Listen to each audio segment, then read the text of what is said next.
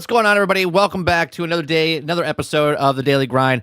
I'm your host, 30NSG, and on today's show, we're going to be talking about Highguard. We're going to be talking about Crimson Desert.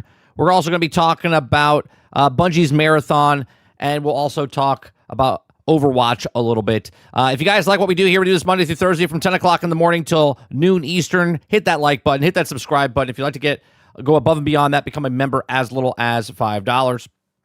Great start. It's always a great start, Alternate. It's always we screw up something. Whatever. Jason, real quick, says, did you see, I can't see it. Did you see Maximilian lecturing people on how properly to critique a game or else devs won't listen to you? He left out the part where the devs talk shit to their audience, so why do they deserve me being nice? I didn't see that clip, so I would have to take it, I would have to hear it in context. If you want to send me the link in Discord, I'll be more than happy to watch his clip and then give you my thoughts and opinions on it. What's going on, chat? What's going on, Aku? Jason? Altern? Sarge? Who am I missing? Kraken, what's going on? Good morning. Travis, good morning. Water Bear, good morning. Robert Jones, what's going on? All right. Let's start off slow, shall we? Let's start off slow. We don't want to get to Highguard just yet. So we'll start off slow. We'll go with the first story, which is it's official. Overwatch has beaten Marvel Rivals. At Water Airson Mars 8052 celebrates 35 months of membership. I think I'm one of the oldest members here. So I'll say this, keep up the good work, sir. I'm here from the Avengers Days tongue. Thank you very much, Water, for the 35 months. Yeah, you're up there. They're up there. I put credits at the end of active members that have renewed their membership. The most right now is 36, which is the most you could get. You're at 35, so you're like right at the cusp, man. And you were here before this channel started, right? So you were here before this channel started because you were over when I was doing just 30 and Still Gaming, and we didn't have 30 NSG, so I appreciate it very much. Thank you very much. Yeah, God. Marvel Rivals came out in, what, 20... not Marvel Rivals. Marvel's Avengers came out in, what, 2020? At Kylo Green 7889 celebrates 31 months of membership. Dove emoji. Fly high Highguard. Dove emoji. Thank you very much, Kylo, for the 31 months. Fly high, Highguard. Fly high. You can't make this stuff up. Before we get to Highguard, let's talk about. It's official. Overwatch has beaten Marvel Rivals. Even though Overwatch was by itself, was doing absolutely nothing, Marvel Rivals came in, completely destroyed them. And now they've woken up. They're like, we did something. And everyone's like, whew, Overwatch is back, baby. Can we calm down for a second? Can we calm down? Okay.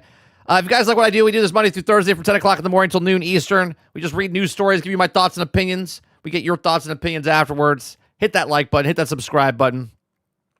So, Overwatch has officially reclaimed its throne, it says, surpassing Marvel Rivals as the most played hero shooter on Steam.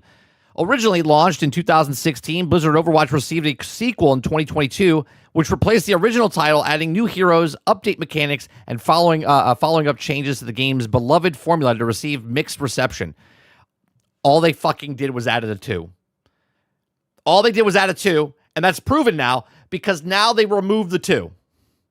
Okay, so let's not glaze them by saying they, changed the mechanics and updated everything. They added a 2, and now they removed the 2. In December of 2024, NetEase Games released Overwatch. It stifled the competition to date, launching Marvel Rivals. Tremendous fanfare. Marvel Rivals, also an instant success story, replicating Overwatch's unique hero story formula with the cast of Marvel superheroes making up the roster. As of February of 2026, the game has seen over 45 characters added to its lineup, with NetEase announcing that Elsa Bloodstone as its next Marvel Rivals hero scheduled to release on February 13th. Okay, Overwatch officially surpasses Marvel Rivals. There it is. Oh my goodness, guys, look at it. I just want you to look at the key detail that they're missing out on. You guys see it? Do you guys see it? Where is anybody want to take a guess what they forgot to leave out there? Yeah, it surpassed them for what? The day? Right now? Oh my God, right now 108,000, 70,000, 108,000. What's this number at the bottom? What's this? What is this? Huh. That's crazy. Look at that. Kind of missed the big number. Blizzard's surprised Overwatch relaunch has also seen the games overtake Marvel Rivals in player count in both current players and 24-hour peak, overcoming Marvel's competitive hero shooter. At the time of writing this, Marvel Rivals has a concurrent player count of 70,000, while Overwatch has 108,000 players. Overwatch's 24-hour player count peak is noticeably higher, reaching an all-time high, surpassing 165,000 players. Let's go back up here again. Okay. Overwatch beat its first time, hitting the all-time high of 165,000. Okay. Rivals currently at 24-hour peak players count as just 112,000. The massive surge in Overwatch player count comes to the heels of the game's biggest relaunch to date. I love how it's a relaunch. It's a launch. It's not even a launch. It's not even... Stop it. It's not even a launch. They just added more heroes. It's not like the game went away and it's like the sequel, like this is Overwatch 3. Technically, this is Overwatch section 10.2649er. Okay?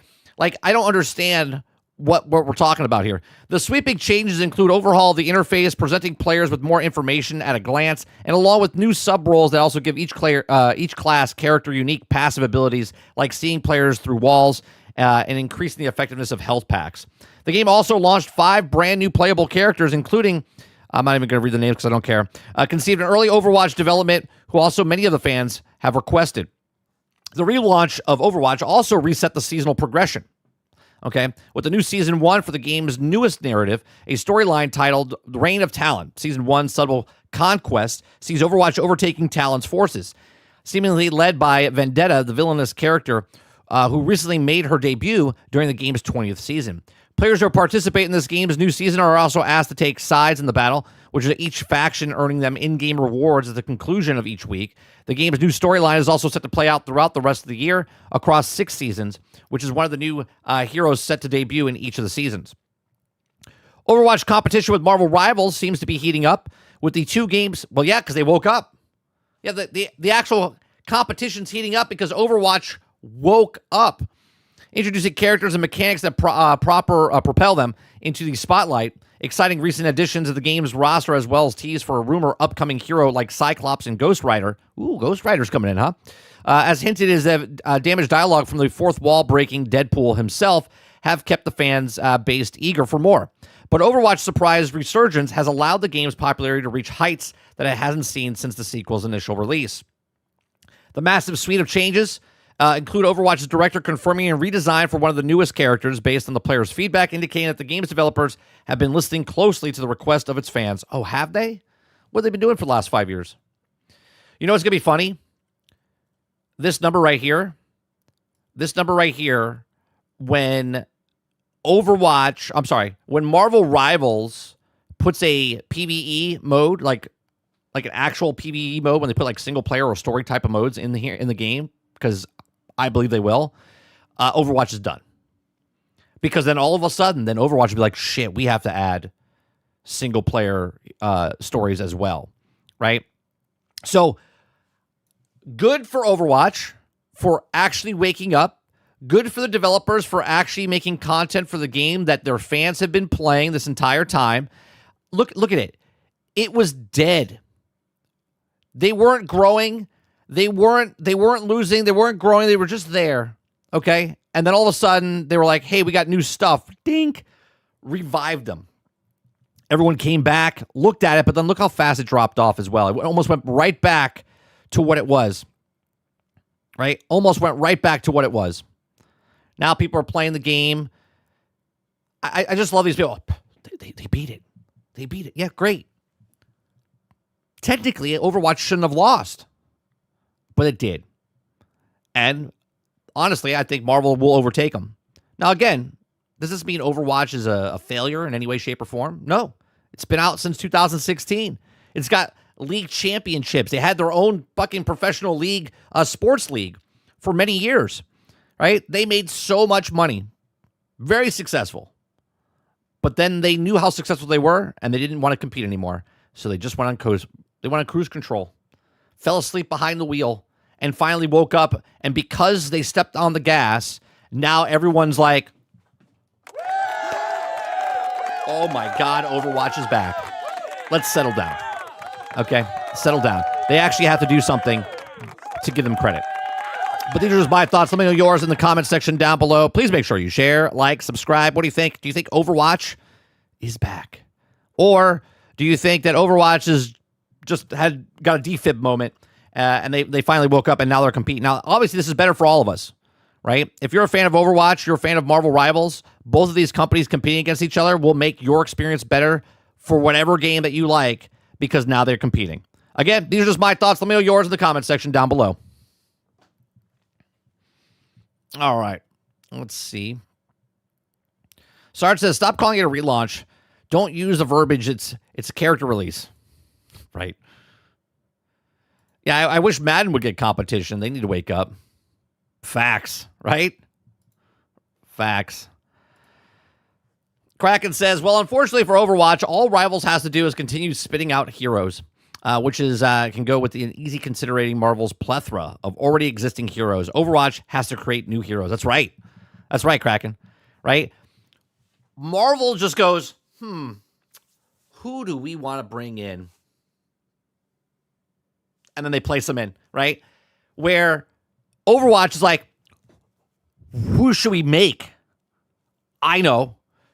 They just put in Juggernaut. We should make a character like Juggernaut, but we'll call him, I don't know, Meganaut. Okay? Whatever it is. That's all they're doing. They're like, what character are they going to use next? Let's do that. Right? All they have to do is just They just keep putting them in. Altered says, you're just a hater, bro. Travis says, Madden doesn't need to wake up. It needs to die. Well, technically, if they had competition, I think it would die.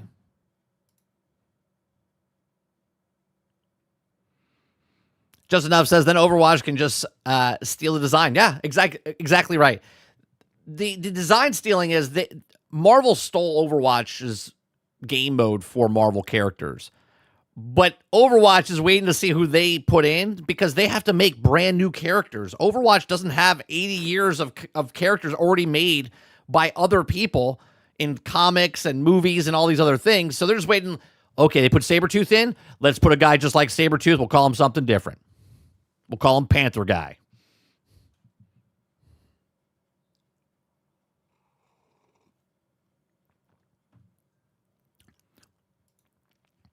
JD Kent says, I never forgive Overwatch for really making loot boxes mainstream.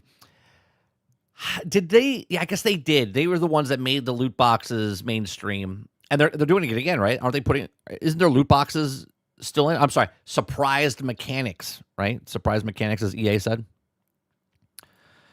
Altered says, why does Overwatch takes forever to make a character, but Warframe can bring in a brand new Warframe every 3 to 5 months?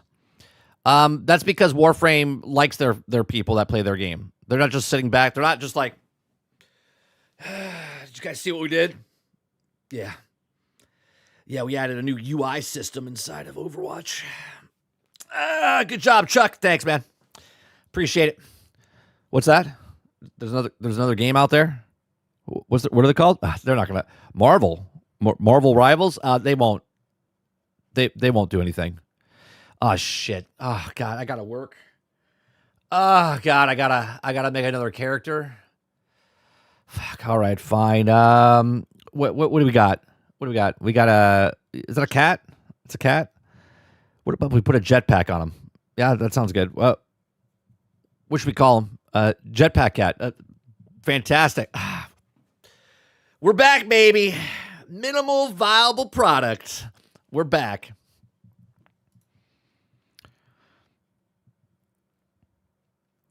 Sarge says if Blizzard cared about the lore of the game they also made up, it wouldn't be as hard to introduce characters, but they didn't care. Waterbear says, you see Chuck did today. He removed the 2 from the title. Give them a promotion. Yeah. Hey guys, we need something. We need something to really stir up Overwatch again, right? Marvel Rivals is bringing in 12 characters in the year, every year. They're bringing a bunch of stuff in, right? They're doing lots of things, right? What do we got? Go, Karen. What about if we add a fat guy? Great. Chuck, I know this is crazy. What about if we just dropped the 2? That could work. Chuck. What do you guys think? We good? What about Jetpack Cat? Jetpack Cat. We'll put Jetpack Cat in the game. Yeah, we'll put Jetpack Cat in the game, and we'll drop the 2. We're back. We are back. Blizzard only care about pleasing certain communities. Cat with a jetpack, clearly name should have been Claw Force 1. Oh, you know what? I'll reward you 1 point. 1 point, Travis. It's good. Well more deserved than Jetpack Cat. You put a little effort in there, right?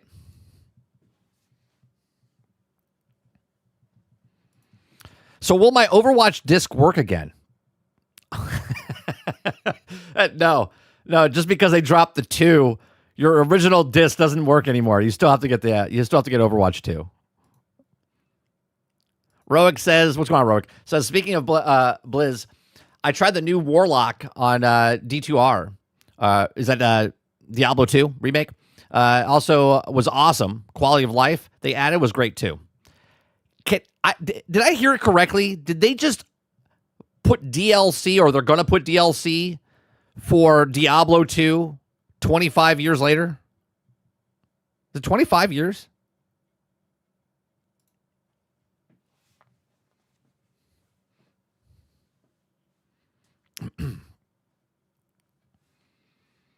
The Warlock looks sick. I'm tempted to buy that. 25 years, and they put DLC. Yeah. I saw an article from, was it Jez? I think I posted it in the Discord. Let me see. He had a thing and said they're shooting on all cylinders right now. Yeah, I think he said that Blizzard is shooting on all cylinders right now. He said all they need now is where is it? He says that maybe I saw it yesterday, but I didn't put it in the list. Yeah, I didn't put it in the list. He said basically all they need now, Blizzard all they need now is to get World of Warcraft back on track, is what they said.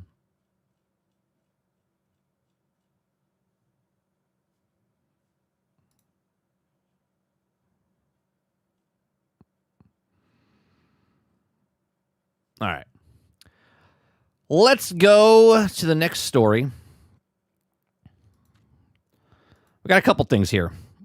We'll go in the order of actually we'll do Marathon first. We'll do Marathon, then we'll do Highguard, and then we'll do Crimson Desert. Okay. The next story we're going to talk about. Jesse Mack real fast says Overwatch so-called relaunch isn't a win over them. It's not just a simple against Marvel Rivals, it's far superior than Overwatch. Alton says, nah, WoW will still stay as is. There's one walking there's no waking that beast up. Certainly not Ashes of Creation. Yeah, there's no competition for World of Warcraft, so it's just going to stay where it is, right? All right, so today is the PlayStation event, right? Today's Thursday. They have a State of Play later today. So we'll probably talk about that tonight over on GXG, which is right here on 30NSG at 8 p.m. Eastern. Okay, so Marathon's going to show some gameplay tonight. I think they're going to announce the actual when the beta test is that people are going to be playing within the next, I would assume next week, right? This weekend, maybe, right? Next week sometime. They have to announce it. The game's coming out about a month's time. Okay, so they need to start to build up the hype, sort of like Crimson Desert's doing. Okay, if you guys like what we do here, we do this Monday through Thursday from 10 o'clock in the morning till noon Eastern. We just read articles, give you my thoughts and opinions. We get your thoughts and opinions with live chat. Appreciate you. Make sure you also check out some of our other videos on the channel as well when I'm not live in the morning. All right, so Bungie reveals whether or not Marathon will adopt a Arc Raiders aggression-based matchmaking. Before I even read the article, what do you guys think, right? Because we didn't even know about aggression-based matchmaking until just a couple weeks ago when we thought there was something going on, and then they came out and admitted it and said Arc Raiders and Bark said, yeah, we have aggression-based matchmaking going on. Everyone's like, oh, all right. Now everyone's like, should Marathon adopt Arc Raiders aggression-based matchmaking? A part of me says no, because yes, you have to compete with everybody else, but you don't want to be like everything else because then it just kind of just blends together, right? But you want to get an upside on something. These guys didn't even have regular matchmaking correctly, right? Let alone aggression-based matchmaking. And then the other part of me says they should have it because that is the bar that went over the next thing, right? There's extractions. And now if you make a good extraction, you make it, well, any game, right? You make the game, you make the other game that you inspire to be, you got to at least hit the bar, right? And I think the aggression-based matchmaking in Arc Raiders brings that just a little bit higher than where the bar was. So now this is the new bar. So now Bungie has to hit that new bar.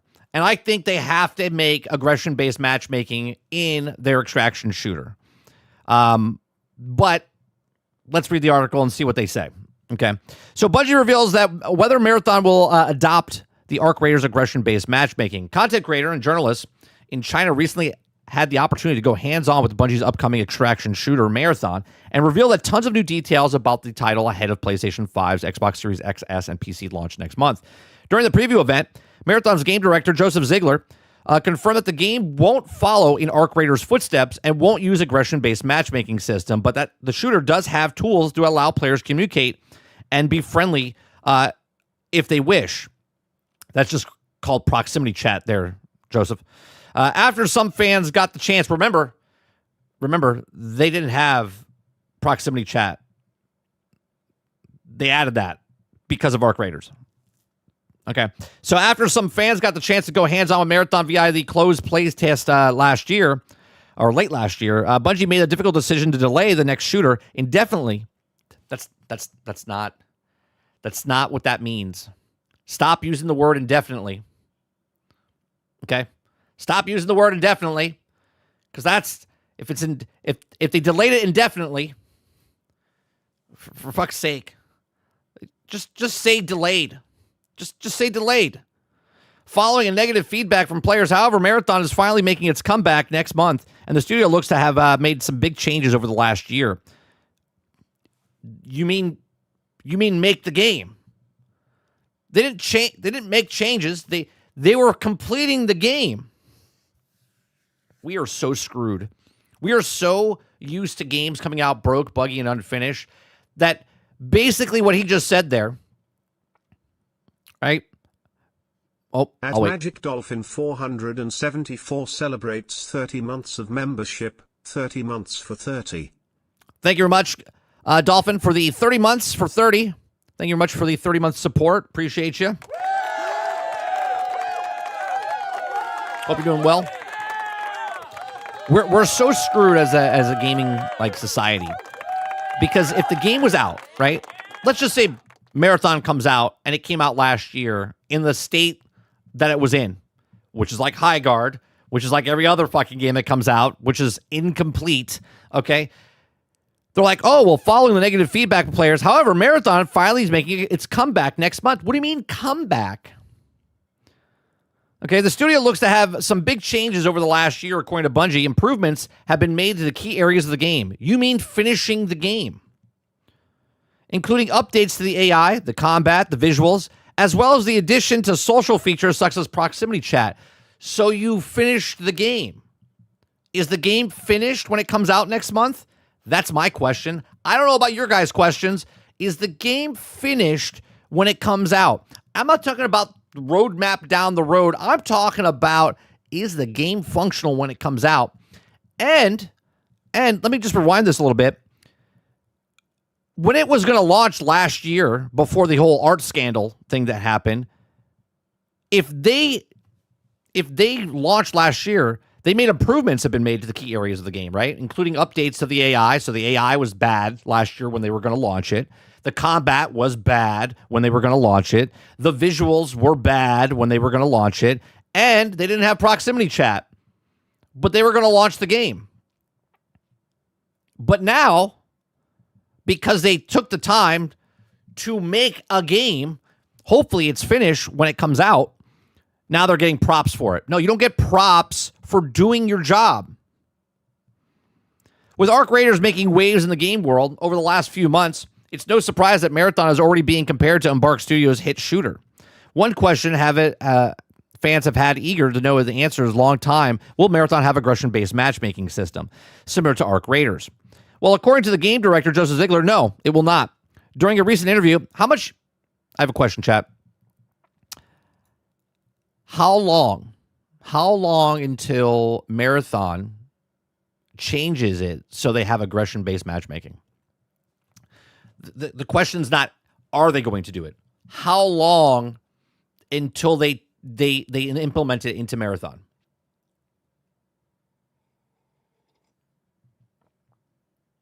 Do you guys think they're not going to do it? Do you guys think they're not going to do aggression-based matchmaking? It says Marathon doesn't have a specific match rule distinguished between non-combat players, but the developer does say that it will provide tools like close-range proximity chat and will allow players to meet and communicate with one another. Ziegler explains that the tension and suspicion of being unable to determine whether or not the player is hostile or core part of the survival experience. Yeah, isn't that crazy? And you didn't have a proximity chat, so I hope you have a really good in-game, emote system where you can call out stuff like Arc Raiders did, right? But they also have a proximity chat. But if you don't have a microphone to talk, you can still communicate really well in Arc Raiders. I hope you guys have a really good system like that inside of your game. Arc Raiders aggression-based matchmaking divided the community when it also was revealed last year. It wasn't shown last year. There was no divide in the community when it was revealed last year. It wasn't revealed last year. It was revealed this year that they had aggression-based matchmaking. As players quickly discovered that it was possible to manipulate the system in order to replace the PvE to heavy lobbies where other players were also friendly. Wasn't that in January when they admitted there was aggression-based matchmaking? Am I wrong, chat? The game released at the end of October. We thought something was going on in end of November, beginning of December, but it wasn't said that there was aggression-based matchmaking until January. Was there not? I'll look it up in a second. A handful of games not shooting other players. Let me read back. To manipulate the system in order to place PvE heavy lobbies where other players were also friendly. Although this is the point of the system, it only takes a handful of games to not shooting other players and then put it into the types of raids, which some believe that takes away all attention. However, Embark CEO Patrick Soderlund recently commented on this controversy and said that this is not the intent of the game's design. We also said the system will continue to be tweaked as time goes on. Marathon game director also commented on a potential safety pocket mechanic as soon as the other extraction shooters such as Arc Raiders. He says also when asked if Bungie was implemented such as a mechanic, Ziegler revealed that there won't be a safe pocket feature at launch. So the game's incomplete. So you're going to put it in the game, but it's not there at launch. So the game is incomplete. Gotcha. Ziegler revealed that there won't be a safe pocket in the feature at launch, at the studio has tried to design other ways for players to obtain resources and make progression. However, the developer did admit that the studio may add a safety container like features in the seasonal update, but that will be dependent on player feedback and behavior. No safe pocket and no aggression-based matchmaking look to be just some of the ways that Marathon is aiming to distinguish itself from Arc Raiders. And I agree. Right? I said it in the beginning. I said I understand if they don't put it in, but at the same time, I think that mechanic, I think proximity chat, and I think the aggressive-based matchmaking is the new bar. Right? Last month, Bungie also revealed some new details about Marathon free loadouts, and the feature of also Arc Raider players have also been begging for it since launch. Specifically, anybody who chooses to Rook class, which is essentially a free loadout, will load into the game later than other players, which is basically what happens now, but it's random. You can do a free loadout, jump in the game of Arc Raiders. You could end up 29 minutes in the game. You can end up 17 minutes in the game, like right before. So it's all kind of like rando as it comes there. So I'll ask the question again, right? I'll ask the question again. Do we think that Bungie needs the aggression-based matchmaking? I see both sides, but I think they do. Because the player base, the way people play games now, is that if they want to play your game, and especially coming from the Destiny crowd, right? There's people that like PvE, and there's people that like PvP. And yes, this is a PvP, okay? But if there's aggressive-based matchmaking in Marathon, then there's a potential way of you not being sweaty every single game that you go in, right? Potentially, Marathon could be trials, right? Or Marathon, I'm sorry, Marathon could be trials. Or Marathon could be where people get to choose if they want to go in a more friendlier way and just kind of play the game than be constantly being shot at every single game, shoot on sight type of stuff. But these are just my thoughts. Let me know yours in the comments section down below. Please make sure you share, like, subscribe. If you like what I do here, check out some of our other videos. Thanks for watching.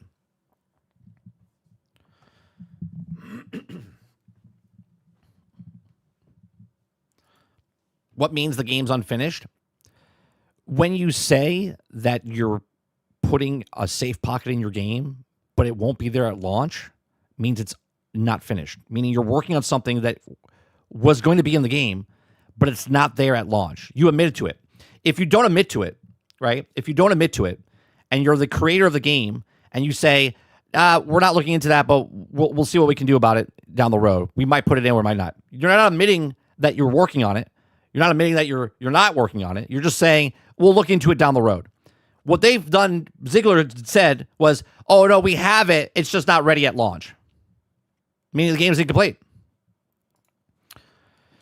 They should do their own thing. Bungie needs to set their trend, create a new standard, as they also have a pass with the Halo and Destiny, assuming that they also are still capable of innovation like that. I mean, I agree with that, right? I agree with that. That's why I said, but that the new standard is proximity chat. New standard is aggression-based matchmaking. No one's done that before, right? Safe pocket is definitely a part of the new bar.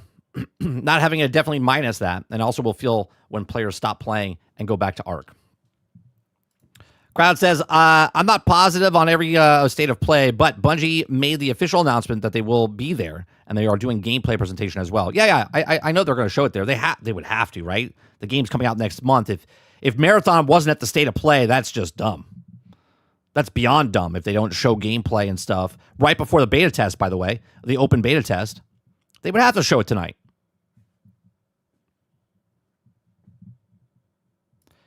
He didn't say that. They want to try it without. Okay, let me scroll back down.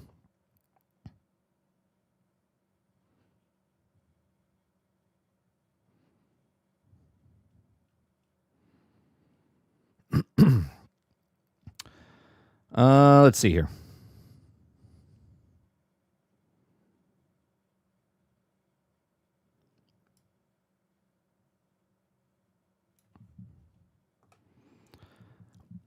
When asked if Bungie has implemented such a mechanic, Ziegler revealed that they won't be a safe pocket feature at launch.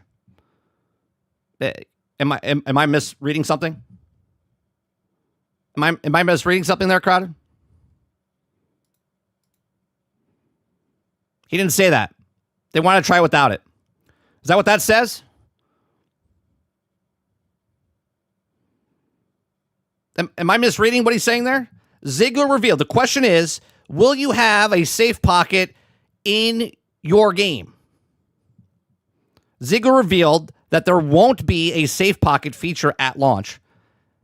As the studio said, try to design other ways for players to obtain resources.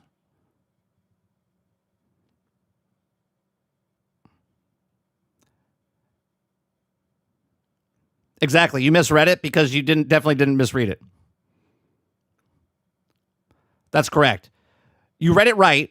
You won't have it because they have other means. They want to be different. That's not what that says. That's not what that says. Will you have a safe pocket at launch? The reveal that there won't be a safe pocket at launch, meaning they are putting a safe pocket in the game. Meaning they're going to put a safe pocket in the game.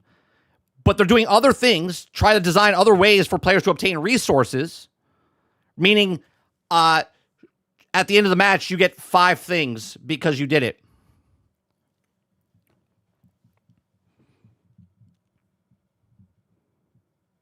Yes. It's plain English. He said it later. Man, the way that you reading something and understanding something is completely different than the way I'm reading. The question is, are you going to have it Are you going to have it in your game? No, we're not going to have a game at launch, meaning that it's coming later in the game. At launch or in-game period? At launch is what he said. At launch. It won't be in the game at launch.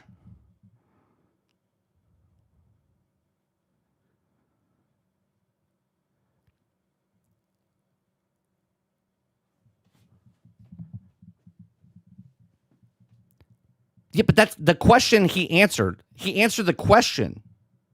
Crowded. Are you going to have it in depth? Answers, no, not at launch. Then the rest of the thing is, however, the developer did admit that the studio may add a safety container-like features in seasonal update, but this will be dependent on player feedback and behavior. But he said, no, not at launch. But he's saying, yeah, we're gonna change it to a live service game, so we're gonna add stuff down the road.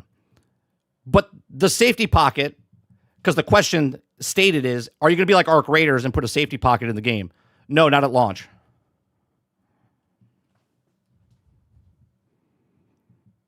One plus one is 2. Is 1 plus 1 is 2? Yes, but, right? There's no but.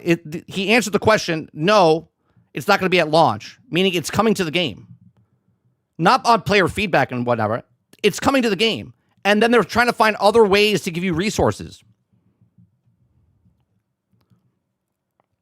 You don't know what to tell me. I don't know what to tell you. I mean, I'm just letting you know. The question is it going to be in the game at launch? No, not at launch. Quote. His own quote, not at launch.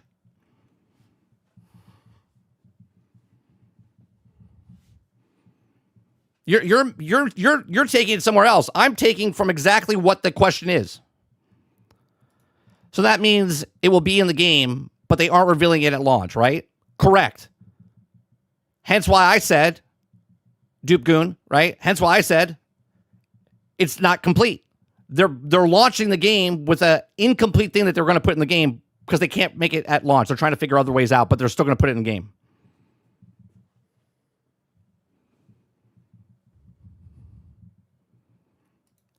Kraken says you need to understand the words they're literally used, not what you are interpreting it.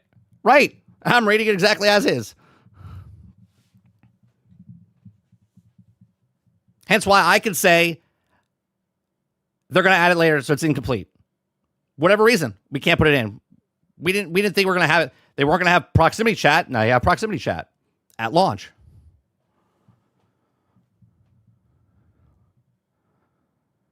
No, that's not what it is. It's not because they want to do something different. You're taking liberals now of putting words in their mouth, right? The other stuff, adding safety container like feature in seasonal update, but will be dependent on player feedback and behavior. They have the thing, and again, if you're going to take that way, they're working on something. Maybe the coding, they can't get it correctly. Maybe they don't like the implementation of what it is. The question is, are you going to have a safe pocket? No, not at launch. But they're working on it.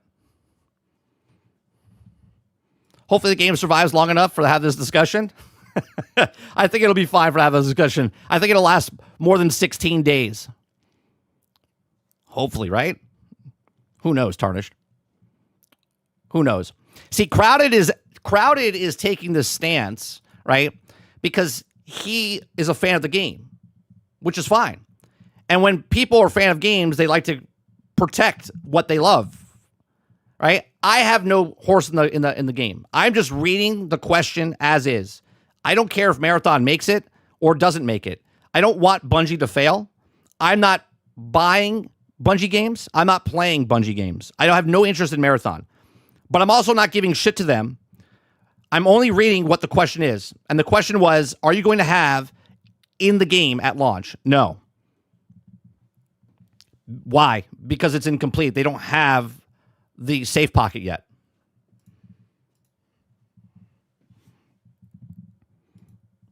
Travis says, I hope it lasts 16 days. Jack says, this isn't hard to understand. Yeah, a lot of people like to, they dig their feet in the ground. They put their shields up, and they want to protect something they love. But all I'm reading is the article. I'm reading the words on the paper or the screen. If you buy a new house without a toilet when you move in, is your house fully constructed? No, it's incomplete. But they're going to put it in later. Don't worry about it.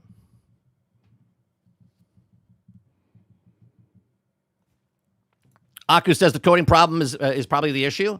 Probably.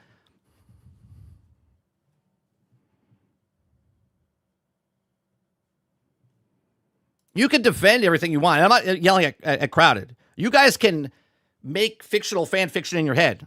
I'm just reading what's on the actual screen. You have to shit outside. Yeah, it's called an outhouse. You just dig a hole, put a piece of wood on it. Right? Just an outhouse. That's what it is.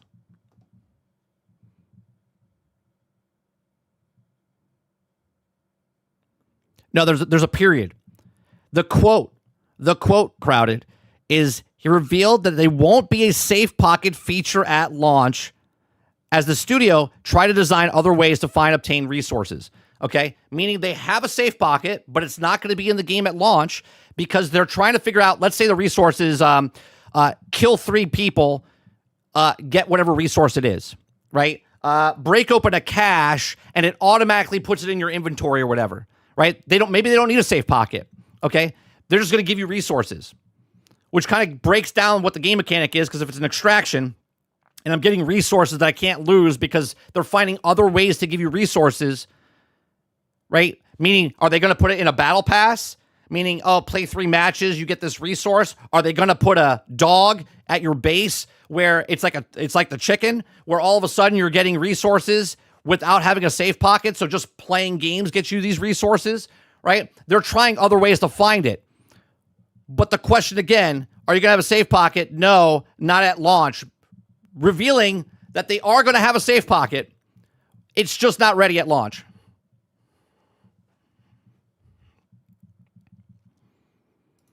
And players say that the game doesn't need it, they won't add it.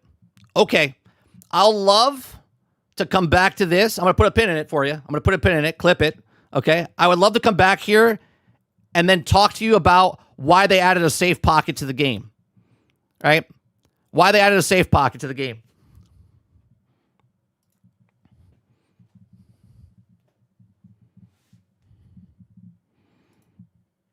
Travis says, Jesus, you guys have officially argued about Marathon longer than they spent on making it. Probably. He'll owe you an apology like Jeff. All right, let's go to the next thing, which is a bunch of stuff that happened. Let me see if I can get them all lined up here. This is at 7:36. This is at 7:44. This is at 7:27. Okay, so let's read these in order here. Then this would be, and then these would be the articles after that. All right, so I saw a post. This is not the first post I saw. I actually saw the post from the gentleman who got fired from Highguard. He got let go or whatever and said there was a massive layoff. Fran Mirabella, okay. Highguard dev hits with layoffs, as players' base struggles. Now, you can go watch any of my other videos that we talked about Highguard for the week and a half that it's been out. Okay. If it was the day before it came out, the day it came out, the day after it came out, I have uploads that I've talked about this. We talked about it last week. So much so that I'm wearing the same shirt 7 days ago. So last Thursday, I wore this shirt. Okay. Let's listen to younger 30. It doesn't matter. What matters is that the game is loved by the people who played it. Well, there you go. There you go. So all the people coming out and trash nighting for a broke game, incomplete game, there you go. They're happy. They are happy with the 4,081 on Steam. Maybe 3 times this. Maybe 12 to 16,000 people are playing the game. And if that's what they need to be successful, then it'll be around. But if it's not, this game will go bye real fast. 6 months, 8 months, it'll be gone. And 16 days. Either they'll pull it down or they're going to have to let people go. Because servers have to run. They have to have people come and play. And if no one's spending money because the game is free, guess what? You're either putting advertisements in there or you're getting a subscription model of battle passes, season passes, microtransactions. And if that number, if 1% of the population is buying microtransaction, that's done. If 10% of the people are buying microtransaction, it's done. There's not enough people, right? This is not me talking shit. There's not enough people playing their free-to-play game to justify keeping the servers up, which is just going to get worse and worse if they don't fix the game and make it complete, which they should have done in the first place. But these are just my thoughts. There you go. So I said it last week, 7 days ago. So now we'll talk about, it's my Thursday shirt, bro. So multiple staff at Wildlight have confirmed to be departure. Okay, a level designer said he was let go along with most of the team. However, Wildlight has yet to make an official statement to confirm if anyone will remain of the 70 to 100 size organization or how long Highguard will remain playable. The game's website is unresponsive. Additionally, staff has disclosed its impact includes the community lead, the level designer, the principal environment artist, the gameplay engineer, the lead tech artist, the senior software engineer, the senior audio designer, the principal sound designer, and the environmental artist. I'm sure they don't need any of these people. Right? The other 30 is right. You should take pointers from him. I will. Right? Who else is left? Okay. So then it comes out after that, and that was Fran had this post at 7:27. Then Wildlight Entertainment comes out and says, "Today we've made an incredible, difficult decision." No, the incredible decision that you created was releasing a game that you did no marketing for after Jeff Keighley showed you at the Game Awards, said absolutely nothing about this thing, and then released it with a 3v3 game mode only. Okay? That was the difficult decision you made. Okay? To part ways with a number of our team members while keeping a core group of developers to continue innovating and on supporting the game. We're proud of our team, our talent, and our product we've created together, and we're also grateful for the players who gave the game a shot and those who continue to be a part of the community. I have a question. If this is not a big deal, right? If this is not a big deal, why say anything? They said something because the guy on LinkedIn came out and said, I got fired today. So did a whole bunch of other people, and now they're putting this out there to settle down the fire. Because now what this has done, okay, and let's take a look at it, right?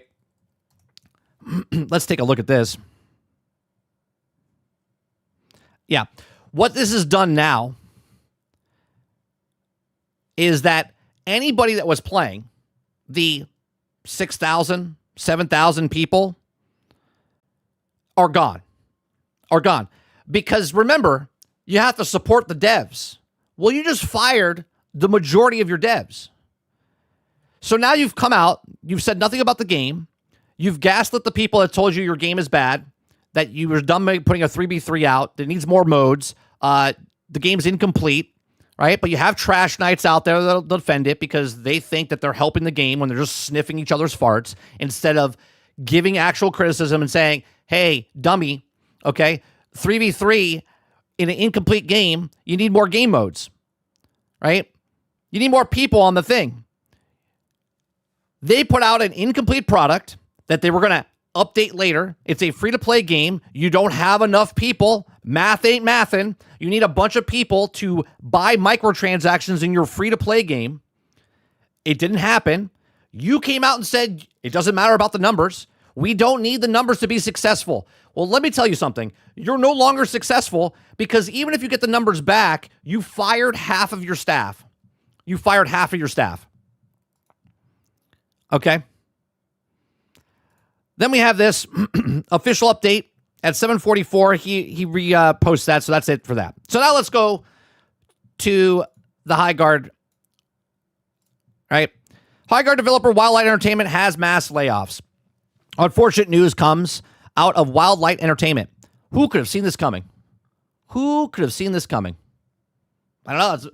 How can a guy in his bedroom look at a game and say this game ain't gonna make it?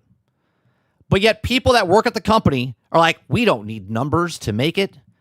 Don't look at the Steam numbers. That's not the only thing. We don't need tens of thousands of people to play.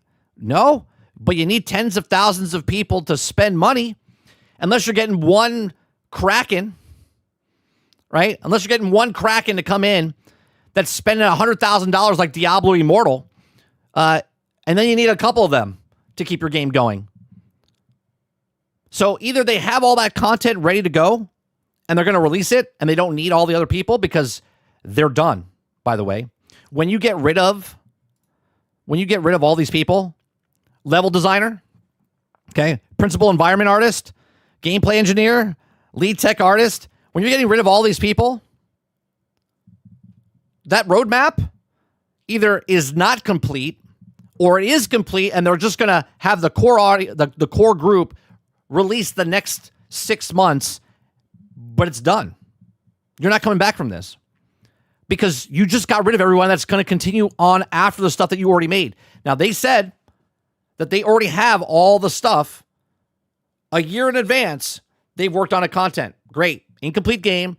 They're going to drip feed it for the next 6 months to 8 months to 12 months. But now they lost their whole staff. So where are they going to get the next stuff, right? Because if it was a hit, they would be working on month 13, month 14, month 15. But they're not. Right? They're not. So Alex Garner, the senior level designer at Highguard, posted on LinkedIn that he had also most of the team and Wildlight were laid off on February 11th.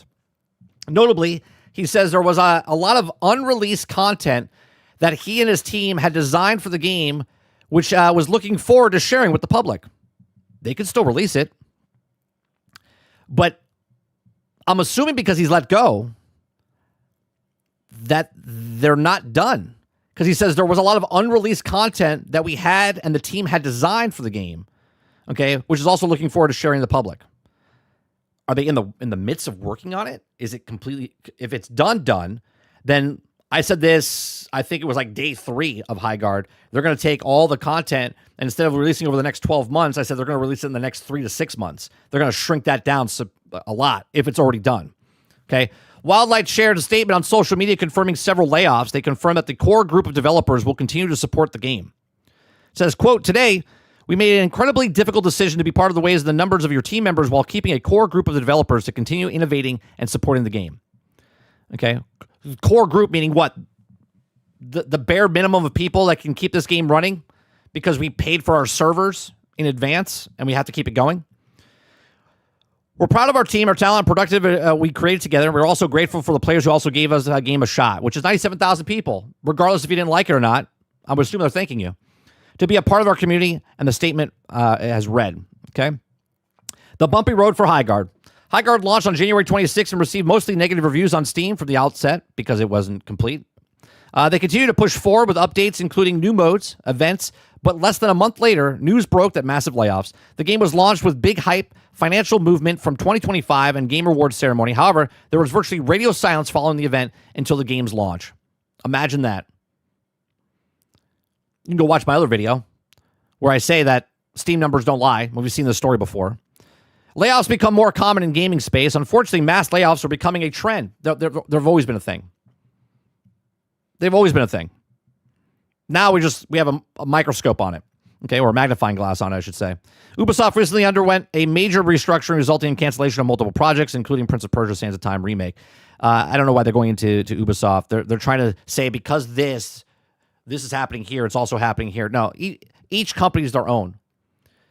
The source that's connected to all of this is bad upper management. That's the key. Bad upper management.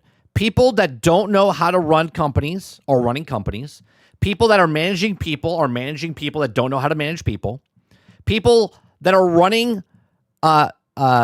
finances don't know how to run finances. And this is how you get games that are ridiculously over budgeted. They think their shit doesn't stink, and they're going to come out and they're going to die because they don't know what they're doing. And I don't mean the devs. I'm talking about the upper management that runs all of this, that organizes all the people, that hires all the people, right? They're looking at the end road without looking at what's in front of them. It's like walking down a hallway of rakes, but not looking down at the rakes, right? Just keep walking forward, smash your face, take the next step, smash your face, right? They're looking at the end of making all that money because we have this game, the next greatest game that everyone's going to love, right? We talked about this last night. Concord said it was going to be the next Star Wars. How can you tell me that's going to be the next Star Wars? You're trying to tell me we haven't saw one fucking iota of story, and you're going to tell me Concord was the next Star Wars without putting any proof in it.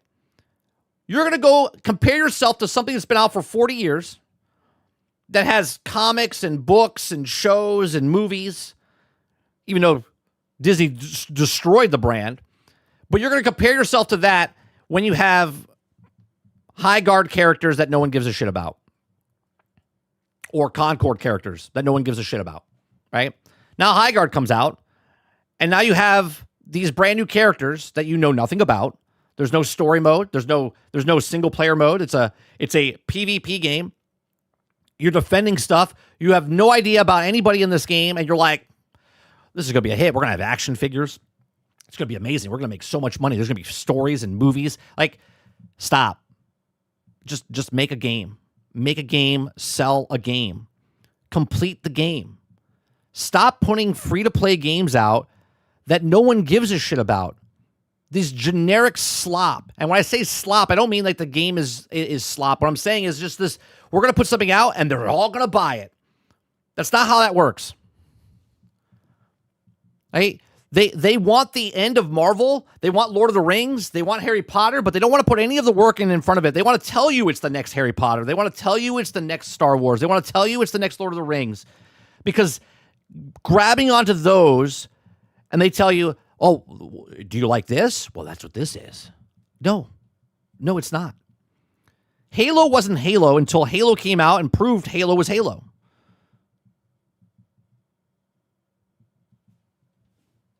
It's so ridiculous. Krabsy says the devs who came from Concord are like, damn, happened again. Probably say it's players' fault for supporting the game and believing in their vision. Let me tell you something. If I was the person, if I just came out of school and I worked on Concord, let's say I actually was a talented developer. I happened to work on Concord, but Concord closed down. And then, obviously I'm a dev on that, so it looks bad on me because it looks bad. Now I left Concord, and I was like, hey, you know what? I'm not going to put Concord on my resume. Now I get hired from Highguard. And I'm like, yeah, I worked on Concord. They're like, oh, I'm so sorry that you worked on Concord. You're like, it's okay. All right. Oh, you're really talented. Thanks for your portfolio. And then they hire you for Highguard, and now Highguard fails, and then they're like, huh. Now I'm a person that just came out of school. My first job, you don't want to put on your resume. Your second job, you don't want to put on your resume. Right? You're like, what can you show now? Yeah, I worked on games. I would rather not say. Because in this industry, you're only as good as your last thing. Right? Someone will hire you on the spot if you say you worked on Baldur's Gate 3. Oh, yeah, I worked on Baldur's Gate 3. Oh, wow. Right? You're hired. Right? I worked on Concord. And then I worked on Highguard. Oof. All right, we'll get back to you. We'll get back to you. Thanks for coming in. Right? I wouldn't put him on my resume. Their minds were in the galaxy far, far away when they said that? I guess so. Imagine, though, saying that the numbers of the player base doesn't matter in a free-to-play game where the only way you survive is microtransactions.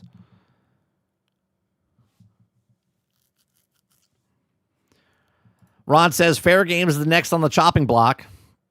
I totally forgot about Fair Games. 100% correct.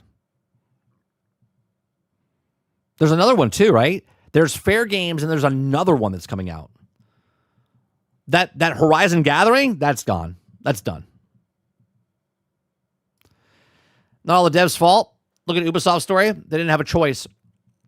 Yeah, but it doesn't matter, Sarge. It doesn't matter. I could do the best work in the world, but if I'm on a shitty project and that's the last thing on my project, management's going to look at you and go, what do you have? Like, you got to show me your work. Like, I did this. Like, yeah, I don't know.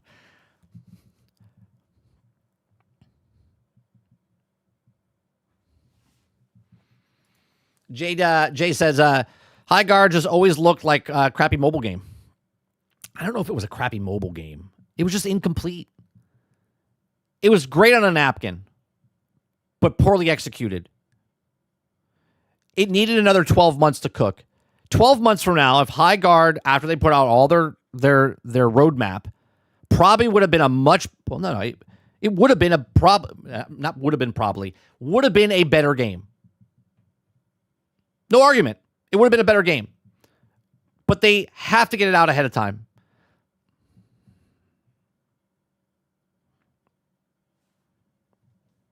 Was Den of Thieves canceled already? I'm not sure.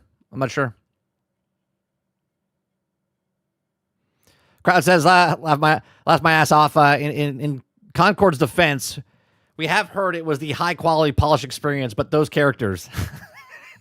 I mean, somewhere though, Crowded, someone likes that game, which is fine. But the fact that game, right? And here's the thing. That game wasn't, people that played it were like, it's actually pretty fun. But everyone looked at it and was like, no, we don't want that. We're good. We got Overwatch, right? We got Overwatch. Marvel Rivals wasn't even out yet, right? We had Overwatch and everyone's like, yeah, well, we'll just go play Overwatch.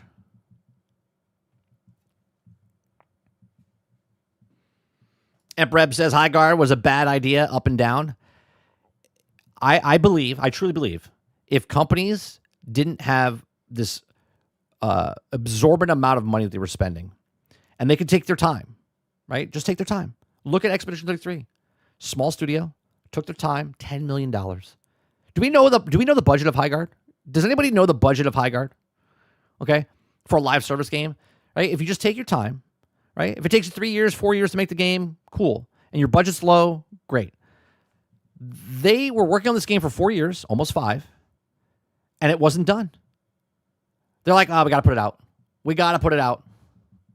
Overwatch is greater than Marvel Rivals, which is greater than Concord, and Concord is greater than Highguard.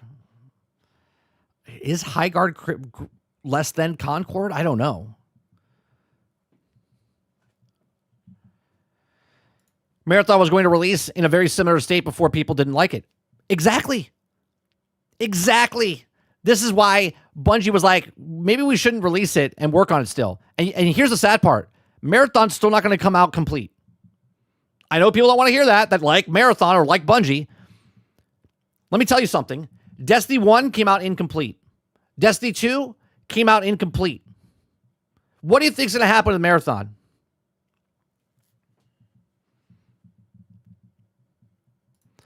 Kyle says, my theory with Highguard as to why they only had 3v3 at launch was they knew people wouldn't play it. So they made it so they only had 6 people populate the game. Maybe. Jay says, "Can I get a job on your boat? The only other boat I worked on was the Titanic." Well, he was a survivor. He was a survivor.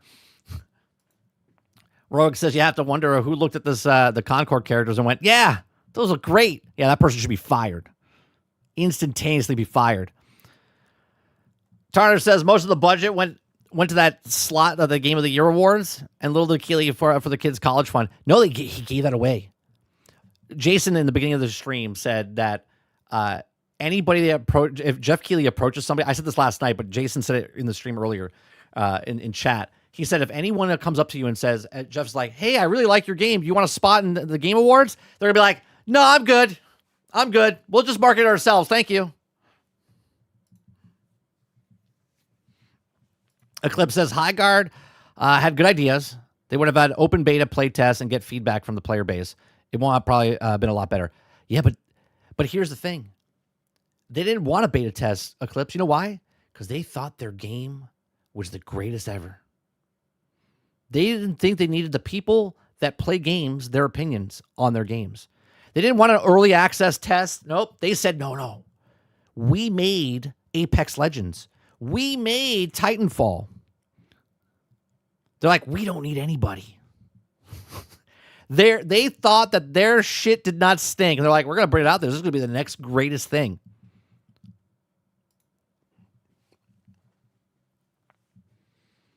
I don't think any live service game launches complete. That's correct.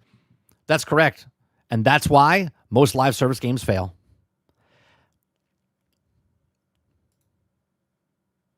Or they brute force it with a lot of shit ton of money.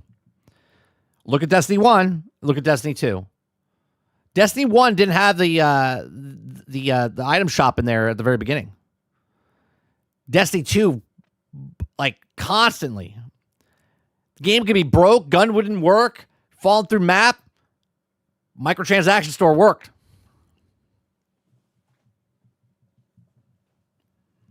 Look at Marvel Avengers. Game's broke. That item shop every Tuesday fucking updated. Anthem. Incomplete.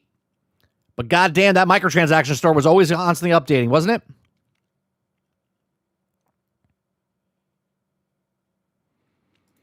Destiny 2 wasn't incomplete.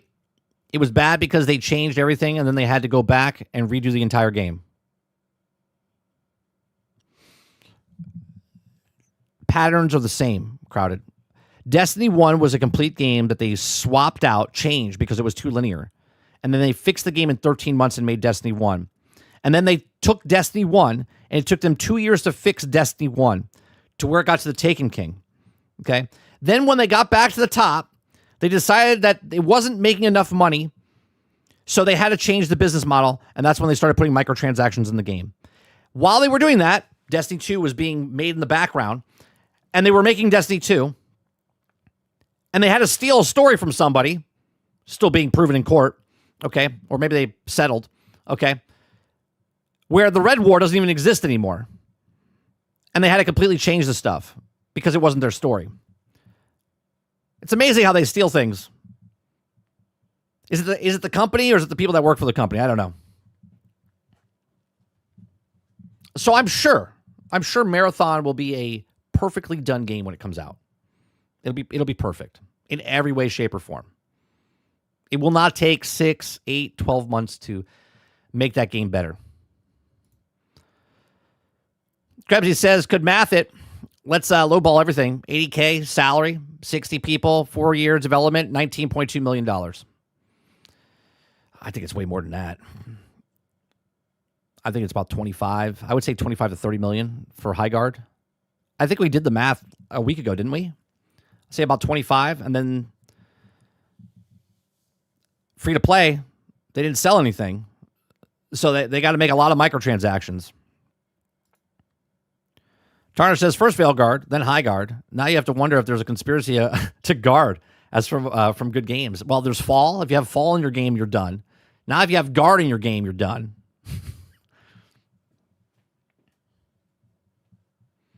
Same thing with Madden. The game is also in shambles, but the monthly active users, is that what it is? MUT? Oh, no, I'm sorry. And all the microtransactions work flawless. Oh, yeah. Microtransactions never broke. Never broke.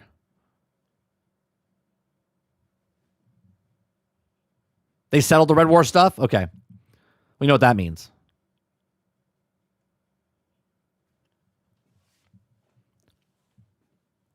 They paid enough money for that person not to care. If you do it 5 times, no, it's the people that are also letting you steal it. The court case got thrown out Bungie's favor because the guy suing was making shit up. Did he go? I have to look into it. Did he go above? Did he go above and say that they? Because he has written material on the stuff.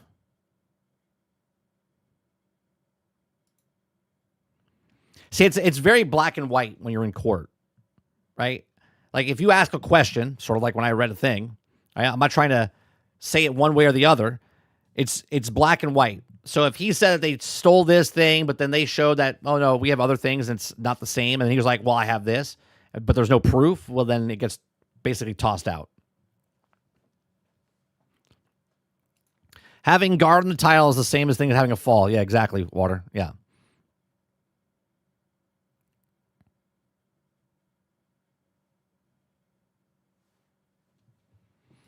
The settlement was on both parties agreed to go their separate ways and pay own lawyer fees. The documents are released on the case. Okay, I would like to open up a case now to Bungie of why you had to take away my game that I bought. I can't play the Red War.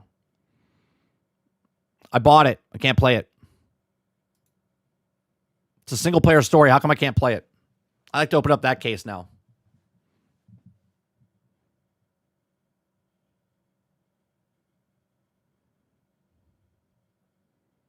Veron says right guard, point guard. They're all done. Low guard. Yeah, they're all done.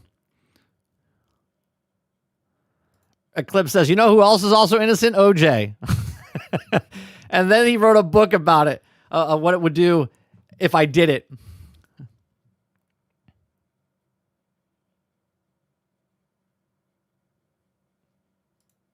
He published his stuff after D2 was released.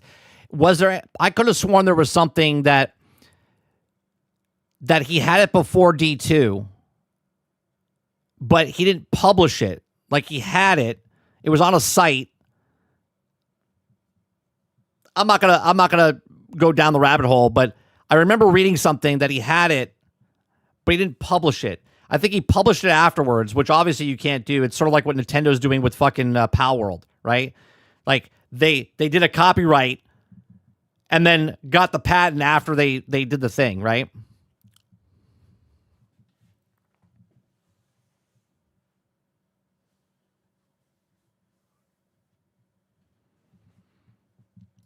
It's funny that I can prove a hater wrong, but it's never good enough. What do you mean? He kept changing the story. Yeah, I understand that. What I'm asking is I would have to read the thing, not take someone's word for it. That's all I'm saying, Crowded.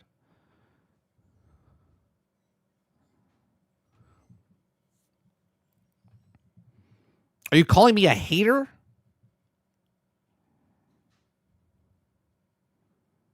Is that what you're telling me? You're calling me a hater?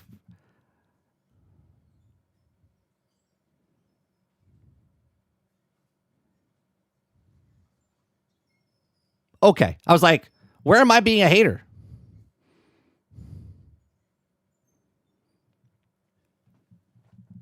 If there's something I do is I don't talk out of my ass as something I don't know. I don't know the story. I didn't follow the lawsuit. Hence why I said in passing, I was like, I think they settled.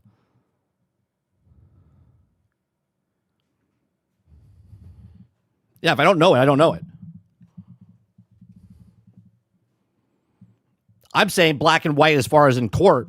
Like if you accuse someone of doing something, then you have to find that proof.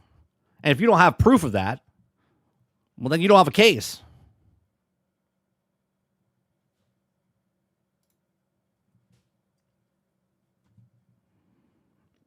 All right, what do we got?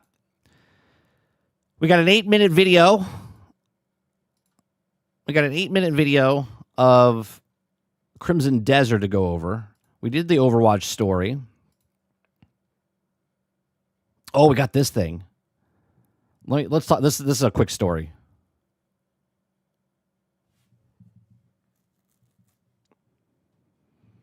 Jay says there's a deep dive video. They go through all the legal documents. I'll have to watch that.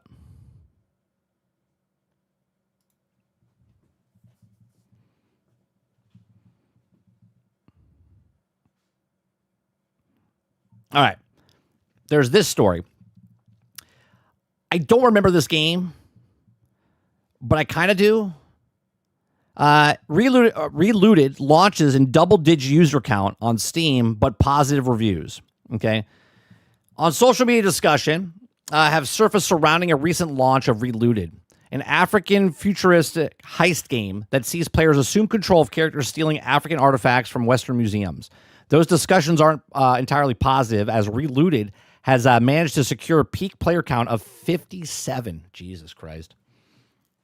When your game launches and you have 20 people more than I have in my daily streams, you're bad off. While the bulk of the users will be playing Relooted via Xbox Game Pass, on which the game dropped on day one, I'm sure that's the reason. So they got at least they got paid from Microsoft. It's not a strong look to just for the second game from them. The worth stressing that the game is also a review rating of the mostly positive on Steam, and perhaps much better than the player count suggests, and just a struggling with adoption. Relooted regarded as genuinely bad by some. If you hold any stock in the user review on Steam, you might balk at some of the recent recollections one gamer wrote. This game sucks. I'm not saying it because it's woke. The game generally is bad. The art style is ugly, the mechanics are terrible, and its multitude of other issues avoid this game. Now, I guess you could take that as someone that hates the game or whatnot, but the fact that he has to preemptively say that this game sucks, and I'm not saying it because it's woke. I'm just saying. Okay. Of course, the almost immediate mention the woke does something invalidate the opinion a little. Yeah, 100% it does. As it phases too easily lobbed around these days and is not happy with the evolution of the game, the evaluation of the game. All right. Yeah, you didn't have to put this. You could have just said your review. Right? You don't need to defend yourself. So preemptively defending yourself saying, well, I have a black friend, right? Type of thing. That's what he just did there. I'm not saying it because it's woke or anything. It's a bad game. Right? Like he just did. I'm not racist. I have a black friend, right? Like you don't need to do that. You just give your review. You could have left that part out and said, I don't like this game, and here are the reasons why. I don't like the art style. It's ugly. The mechanics are bad, and these are the reasons why the mechanics are bad. And there's a bunch of other multitude of frame drape, not optimized, whatever, right? That's all you had to do. But instead, he had to put the woke, which invalidates everything else that he just said, avoid this game. All right. By comparison, another user explained, it's a fun, vibrant little platformer with a lot of interesting history driving it.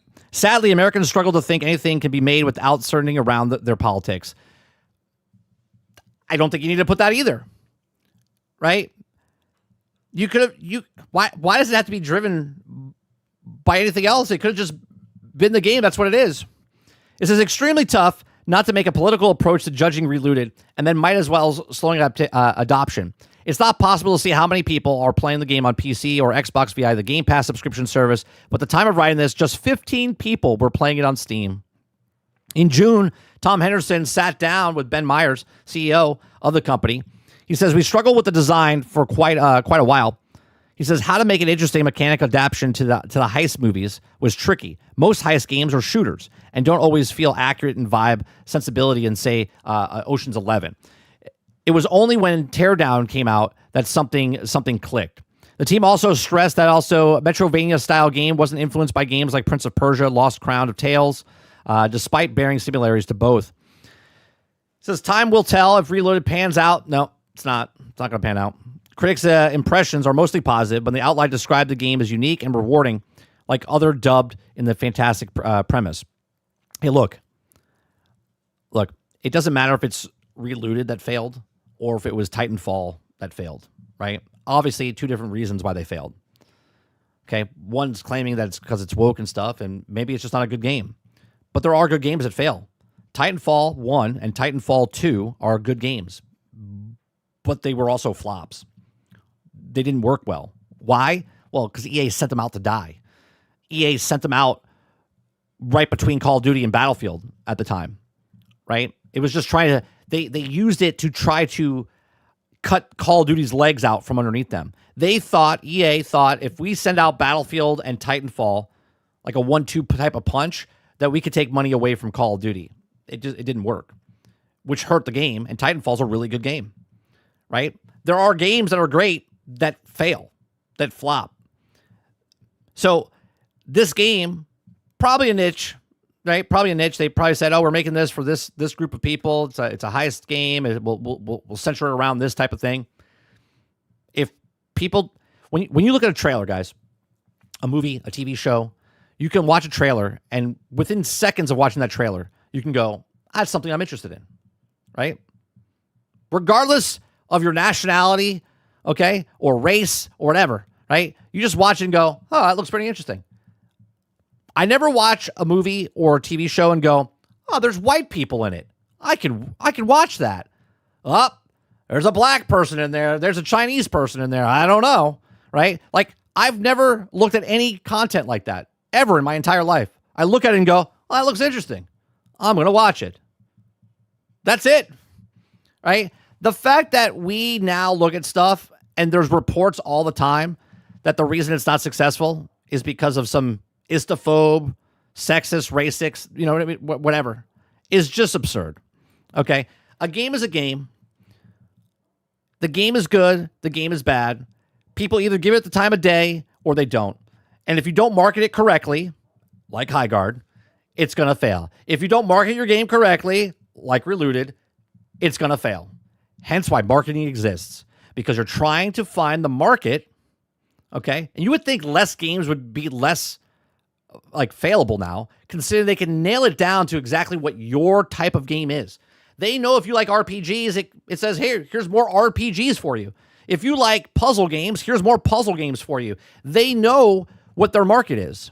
But for some reason, these games can't find their market. They're all looking for the modern audience. And the modern audience doesn't exist. Isn't that weird? Isn't that weird? There is no modern audience. There's just an audience. And you have to try to find the audience that you're looking for your game. But these are just my thoughts. Let me know yours in the conversation down below, in the comment section down below.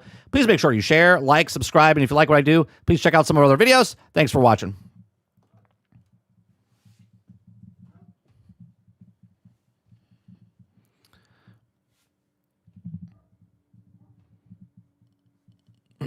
Just Enough says, today's internet, what trailer of a thing I'm not interested in? I think I'll talk about it.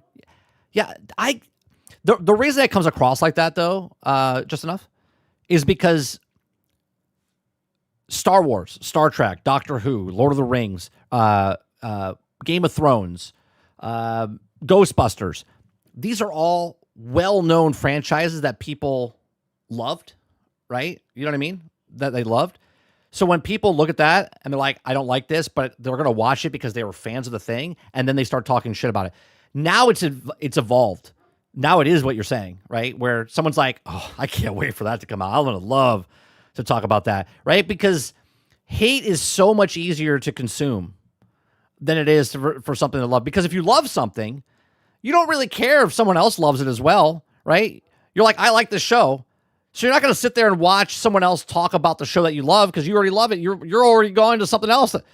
But if you hate something, you're like, I wonder if someone else hated the thing that I hated.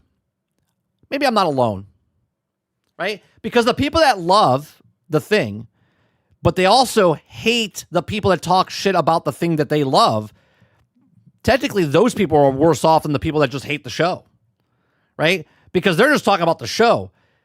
These people that hate the people that hate the show that they love start taking shots at the people, not the actual show. Eclipse says, yeah, I was born in Asia, Japan, I believe, in which makes him Asian. That's how it works, Travis. Jason says, I became a Game of Thrones hater after the last 2 seasons, but Night of the Seven Kingdoms is so good.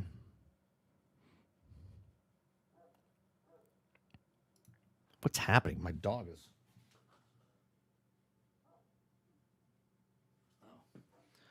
Okay. Yeah, look. This won't be the last game that comes out that gets 5 people to play it. There's going to be plenty of games that come out that are like, who's this game for? Sometimes they just want to make a game.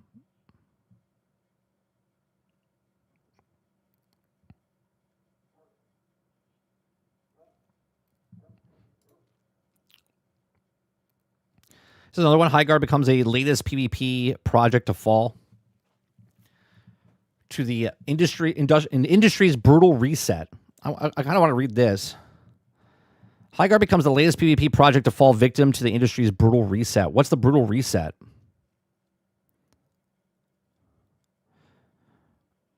Battlefield 6, Apex Legends, smaller projects respond, needless to say. Highguard's amount of climb even before the game launched. After being revealed to the final piece during... I don't care about the Game Award thing anymore. Players wanted nothing to do with the game, claiming that another faceless shooter attempt to make the in vain Concord drawing similarities to one of the worst disasters in modern gaming before the launch. Launching on Steam, mostly negative reviews. Also clear Highguard was only suffering from the conclusions drawn previously, but rather than the game itself. Complete mess. Over the following days. Yeah, they're just telling us the history. I don't care. Yeah, we've seen this. I don't need that one. All right. Let's go over the next, could be game of the year, right? Could be game of the year. Crimson Desert. This is overview number 3. Every week for the last 3 weeks, they've posted something. They show stuff. They've broken down the combat last week. They showed an overview of the game last week or 2 weeks before. This one is showing features and and life inside the actual game. It's a 8-minute and 39-second video. Okay. We are watching it on the PlayStation. All links in the description down below for all the news stories that we've covered today.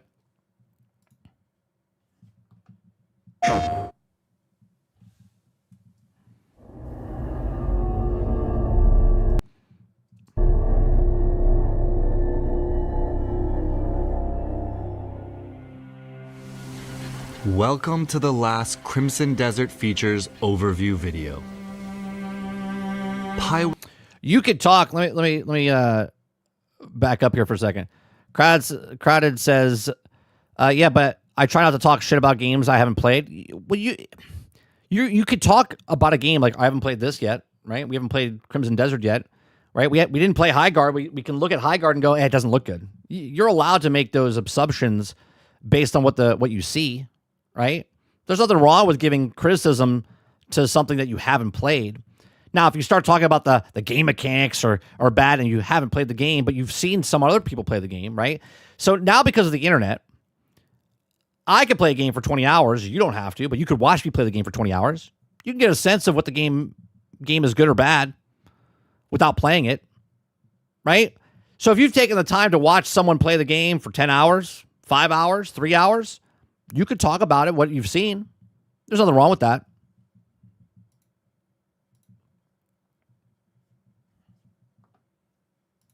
Isn't just a continent of battles and exploration.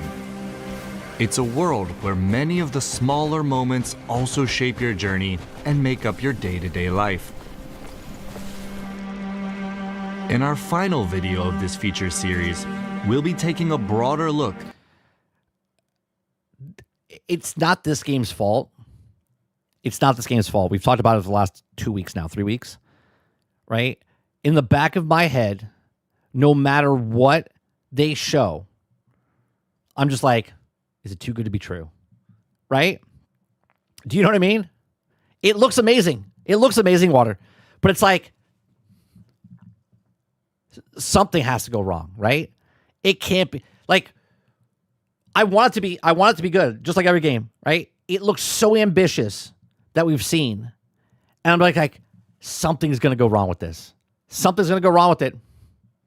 Why? Because everything always goes wrong with something that we like. At life in Pywel. I'm amazed on how big this fucking map is. Not just the scope of the actual map, but also the height that you can also go in.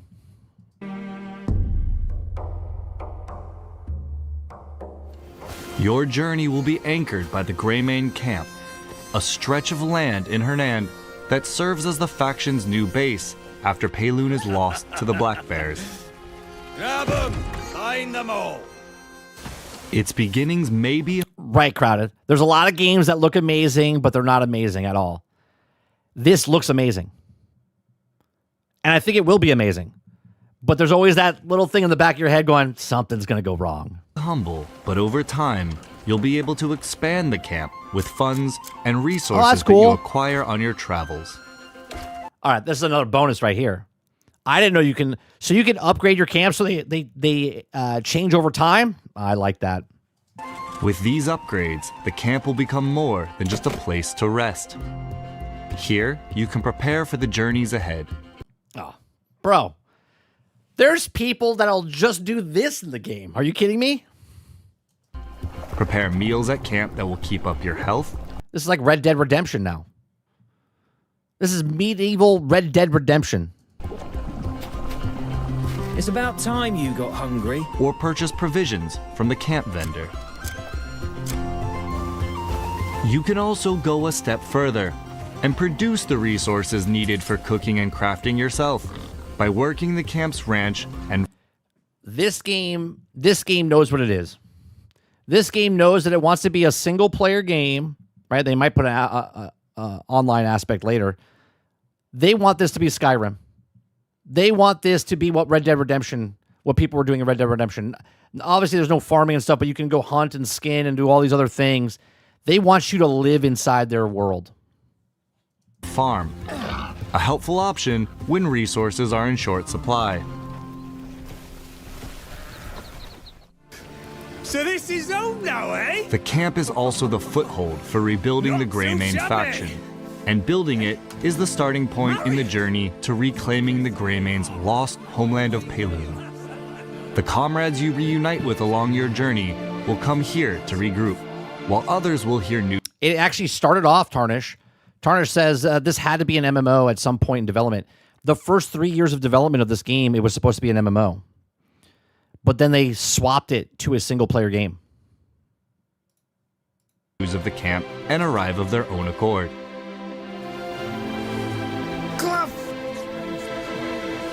These Greymanes can take on several roles. They can be dispatched to locations across Pywel where missions can be found.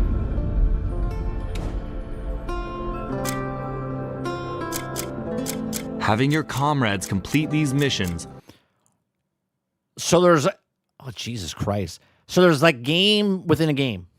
will grant you with currency and resources such as wood and ore. How are they... There's got to be a microtransaction store big time in here, right? I think that's what people are kind of worried about, Pearl Abyss. I don't think they're worried about the narrative. I'll be honest, Crowded. I think they're worried about Pearl Abyss with the microtransactions and stuff like that from Black Desert Online. And materials required for cooking and alchemy. Greymanes can also be dispatched to blockaded locations and help to whittle down enemy ranks even while you're in other parts of Pywel.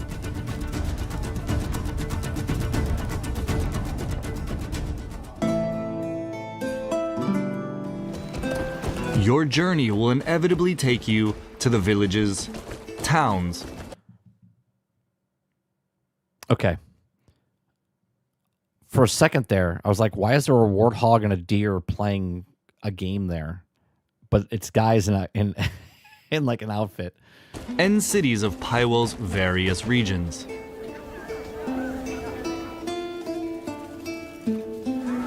Here, shops and vendors offer everything from daily provisions to a range of equipment and materials. A blacksmith can forge a new weapon to replace the one you've carried since Hernand. Does that mean there's durability on weapons? See, with stuff like this, that's cool.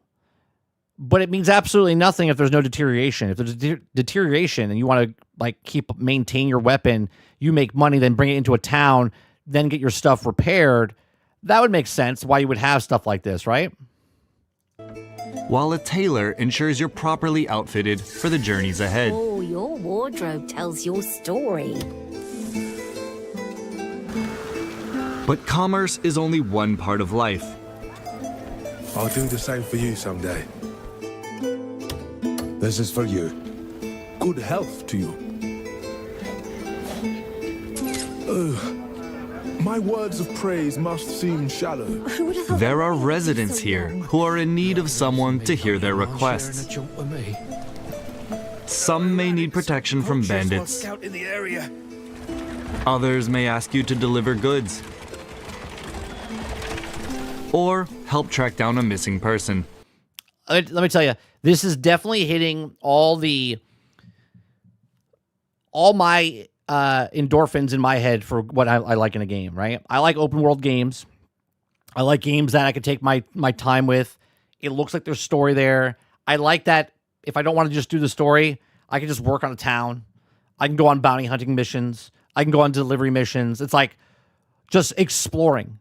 Like, this is a game that you don't want to look up anything online, right? You don't want to look up anything.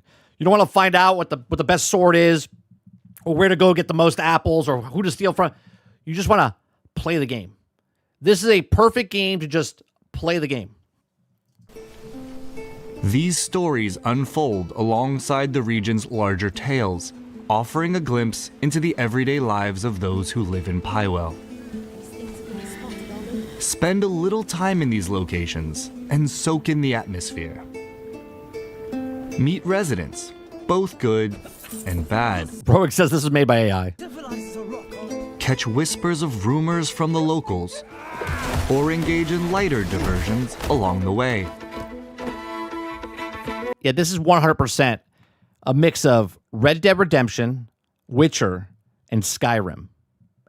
And then you have Crimson Desert. Terrible manners. Just be mindful of the law. Harmful actions can turn residents and guards hostile, making travel more difficult as you're forced to fight your way through, pay fines, or even serve time in jail. How does that work? Well, I guess that's the same. They just take you to jail and time passes. You lose some money, you lose your stuff. Beyond the towns and cities, That firework was way low. Someone's getting burned. you'll also encounter people and come upon locations that draw you into new adventures. Like a town hidden away, home to some unusual residents. I don't think. Let's move them. Or locations that, whether through mechanical or mystical means, require fixing. What is this game? What is this game? There is so much stuff in this game. So take in life apart from the battles and wilderness of Pywel and explore its towns, cities, and beyond.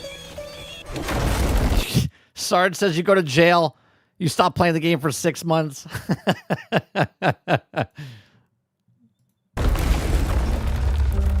They can provide resources. Did you guys see it? Did you guys see it? He chopped a tree down. He chopped a tree down and it didn't break out the wood. Oh, fucking game's done. What a piece of shit game. Did you guys see it? Yeah, you got this gigantic world. You got dragons and dinosaurs and bears to ride and things are happening. Like, nah, so unrealistic. So unrealistic. They can provide resources, new stories, or even just moments of levity in your journey. Yeah, they'll put it in later, Crowded. They'll put the tree cutting thing in later. It'll be fine.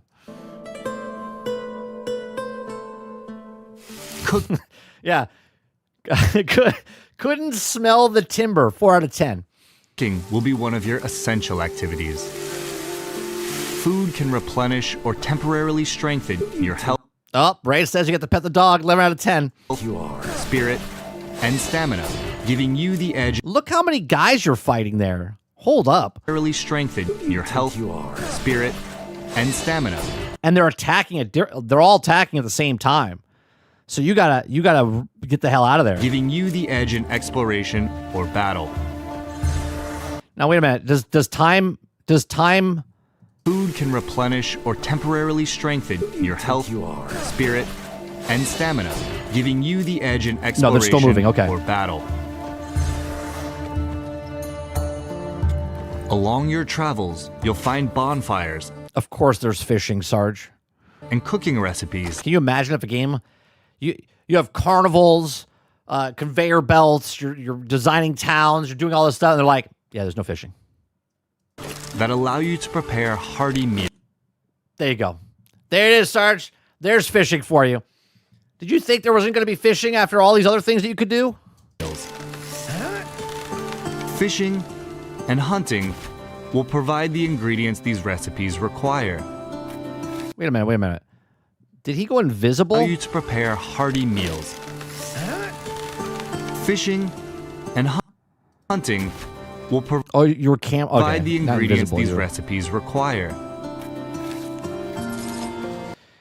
I mean, why are you wearing a cape, but you have a giant shield in the back? That kind of defeats the purpose of it, doesn't it? While items like flowers and insects can be used in alchemy to brew medicines that enhance your combat capabilities. Other activities, like mining and gathering, will also yield materials for crafting and upgrading your equipment. You can also craft more advanced and specialized tools with valuable resources you uncover on your journey. Okay.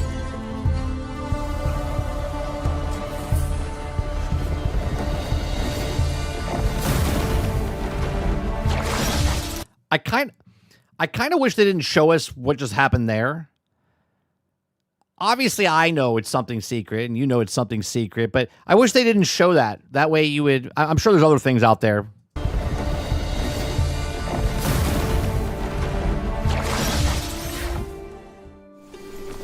Shaping your daily life in Pywel also extends to customizing your character.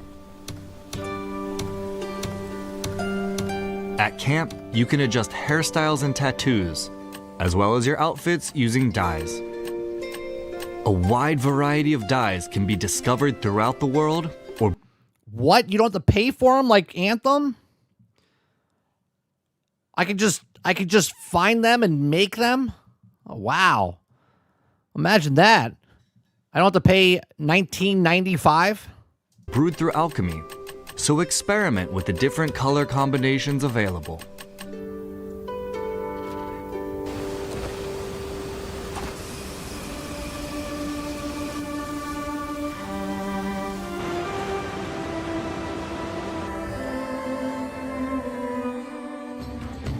And that wraps up the Crimson Desert Features Overview series. We've explored Pywel and its stories and characters, the combat and progression, You can... Okay. There is so much stuff in this game. and the activities that make up life in Crimson Desert. We hope that this series has given you a better understanding of the game. Thank you for watching. Hey, wait. Did he just launch himself because of a tree? This series has pulled given the tree you a back and better used it as a understanding of slingshot? the game. Thank you for watching, and we'll see you in Pywel. If the horse balls don't shrink, no sale. There you go. Agreed.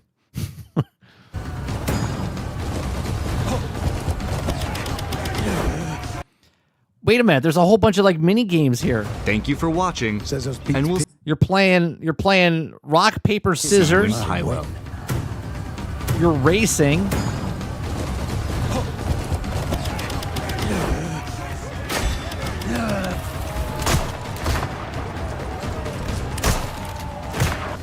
The controls look a little stiff.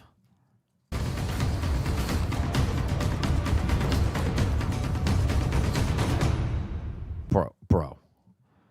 What is this game? 2 months?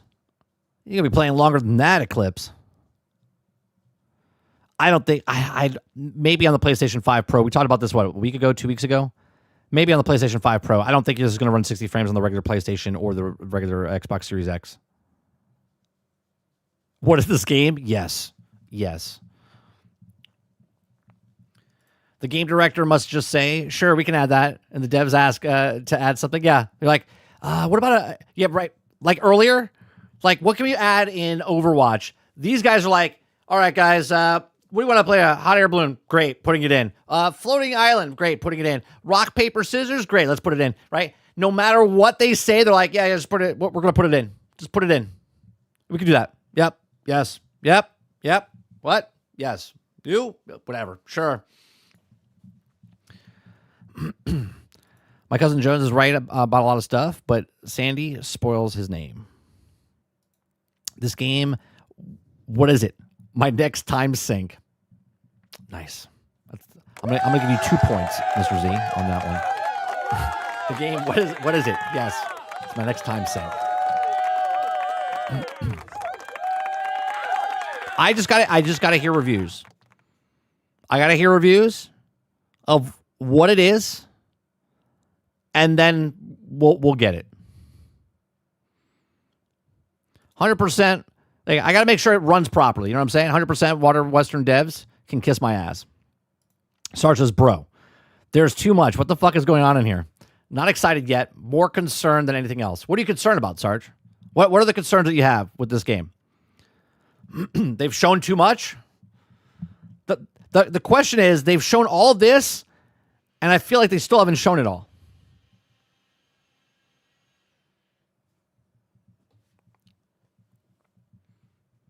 Waterbear says, this game could be potentially my main game until Wolverine and GTA 6. Could you imagine if GTA 6 comes out, you could potentially play this game up until GTA 6 and then GTA 6 until the end of time. It just goes into the next super wide open. This is very impressive if it all works out. There's not multiplayer, but there is talks of them adding multiplayer. So the very first preview we watched, just enough, is I said, if I could play this game with one other person, like if me and Sarge could just play this game and do whatever, absolute cinema. You know what I mean? If I could play this with one other person, absolute cinema. If we could do 3 people, fantastic, right? If I could bring my character into your game or whatever, awesome. But it's just a single player game for right now. They said they were in talks of doing multiplayer down the road. So it's incomplete. Crowd says people thought Elden Ring showed too much. Yeah, I don't think they showed stuff, but I don't think they showed too much. My brain is like, what is what? Hot air balloon, horse racing, designing houses, expanding villages. Like what is happening? Medieval GTA, yeah. I won't buy another game until GTA or Wolverine. I don't know if I would buy another game. Like if I buy this game, or I should say when I buy this game, no pre-orders, no day one. When I buy this game, I don't know. I think I might be playing this quite a bit. I gotta see. I want to hear someone talk about, because there's a shot here, right at the end here, where she's doing the was it here?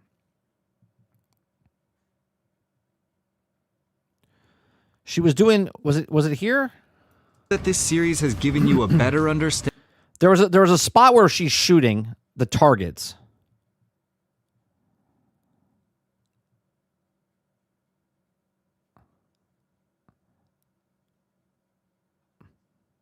Okay. And again, I don't know if it's the person playing, okay, or whatnot. But this whole thing here, it's very, very, very stiff. You see what I'm saying? Like when she moved over, like it's very stiff. Now, we had this same situation, same thought process when we watched Hogwarts Legacy. When we watched Hogwarts Legacy back in the day before we knew what it was, and we watched the combat, I was like, that could make or break it. That could make or break it. Hogwarts Legacy, the combat there was, I loved it. I thought it was great. It felt really good, right? This doesn't give me... Now, we saw the combat last week, okay? And it looked good. But again, if the controls feel too stiff or whatnot, I can hold off a bit because they can adjust that or whatnot, okay? But it just looks a little stiff. It's not concern. I'm not concerned by it, but it just looks a little stiff. So I want to hear someone play it and then see what they say about it. Here, we'll let this play again with no sound. We'll just talk about it as it plays. So you know the DM that explains the brain for this game. You sent me a DM.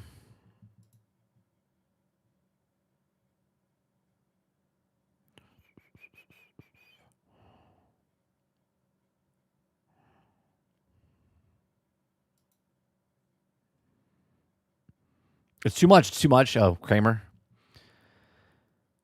It says, Nat, she was using manual targeting. Most of the time, it's snappy. She's a mix of two characters from Black Desert Online. Okay. Guns, swords, mechs, bears, wrestling moves, and these devs are on something. Yeah, it's crazy the amount of stuff that's in this game. And look at all the NPCs. Who had a question about Fable, right? Who was it? I forget who it was.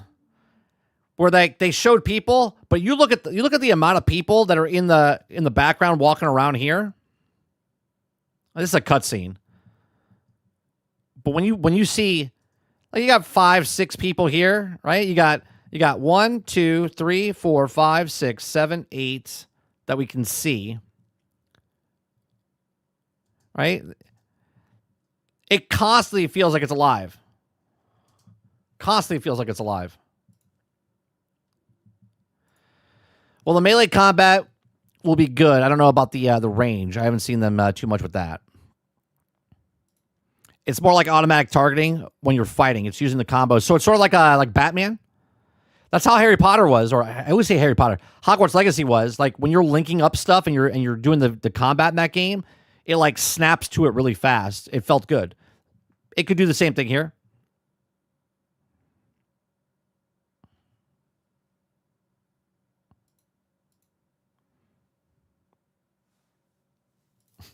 Eight people. That's like 8 more people than playing Highguard.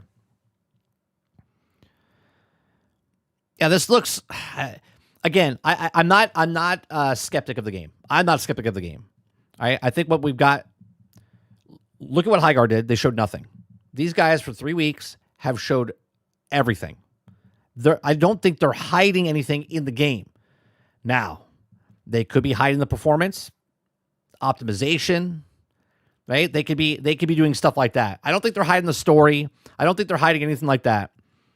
I think the optimization is the big thing that now here's the thing. If it comes out and there is no problems, right? There is no problems. There is no optimization problems. There is no something that you can really put your finger on it. Then this is the Expedition 33 of this year. And what I mean by that is all these people talking about these high-profile games, they can't do it. Takes millions, hundreds of millions of dollars, and all this other stuff, and they come out and they're unoptimized. They're broke, buggy, unfinished. Baldur's Gate 3, 2 years in beta, came out, still had its issues and stuff like that, but a fantastic game, right? If this game comes out and there's no issues, be like, why can they do it? Why can't other people do it?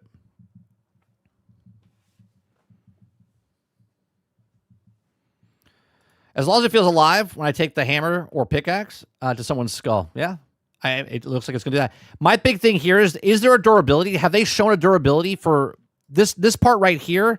I'm going to rewind and put the sound on. Right? I don't see anything here that shows, because this is attack. We've got critical hit chance, refine. Oh, is that it? Is that the durability? Or is that the craftsmanship? Like, is this is the sword I have, Grace Wolf Sword, and this is 3. So is that the durability?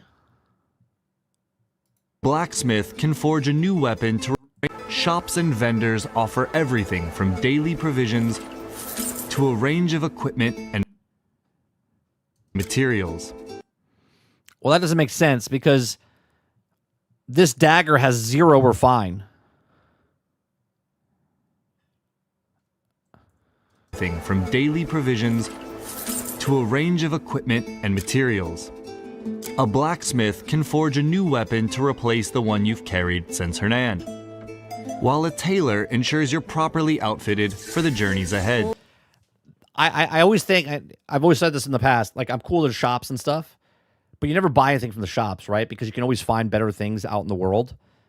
So if I'm going to buy a weapon from a blacksmith, there's got to be a reason to buy it from the blacksmith besides, oh, that's a cool weapon. Because sometimes you can always, not sometimes, you always find a better weapon out in the world in games like this. So if there's a reason to take it back to the blacksmith and it gives me like a bonus, or it gives me an extra advantage, some sort of extra durability. Maybe when you find one in the world, it's as damaged, so it won't last as long. But if you get one from the blacksmith, it lasts much longer. And you can't fix your own gear; you have to bring it to somebody, type of thing. That would also give you a reason to have multiple swords on you, right? Be interested to see what happens there. I guess we'll have to buy the game to find out. I guess so. Or I'll just wait for Carnage to play it, and then I'll watch him and see what happens. Man, I love that you can pick it off the shelf. It's very immersive. You would assume that there's some sort of durability, right, in the game, I would assume. Refine is to upgrade the weapon. Refine is to upgrade the weapon. Okay, so hold on a second. So if we back up here. New weapon to replace the one you've carried since Hernan, while a tailor ensures you're properly outfitted. Why? Okay, hold on. Why would you, if this is the one that he has, right? He's got the hammer, or that's the hammer. Is this what the one he's carrying? No, because this is what changes. This is what he has. Vendors offer everything from daily provisions to a range of equipment and material. Is he comparing this? No. What is it comparing to? A black. Is this what's on him, and this is what he's looking at? Yeah, this is what he's looking at. Smith can forge to a range of equipment. He's looking at this, which is this. This is what he's got on him. And materials. A black. Yeah, okay. So why would I then, right? Why would I, if I have the Grey Wolf sword, that's what he has on him. It's 3 refined. Why would I buy the dagger sword? I mean, I guess there's something not better, but that's a level 1. The axe is a level 2. He doesn't go down to that one. There is a durability in the game. The more it used, the more it's damaged, and you also have to repair, etc., etc. Can you repair it, Water Bear, or do you have to bring it to a blacksmith to repair it?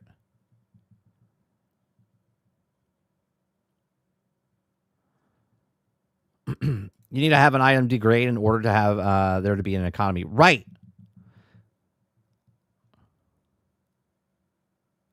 Oh, did you tarnish? Nice. As long as it doesn't have a durability system like Legends of Zelda, right? Or it breaks in like 3 seconds. It's almost like upgrading your weapon and the armor. Okay.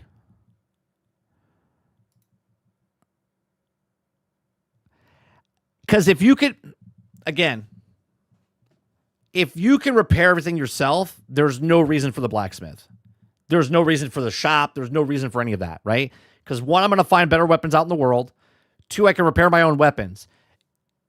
If there's restock of food and there's blacksmiths that can make a better weapon for you, I would assume, again, based on what we've heard, that there is durability, and I can't upgrade my own stuff. I have to bring it to a blacksmith to upgrade it.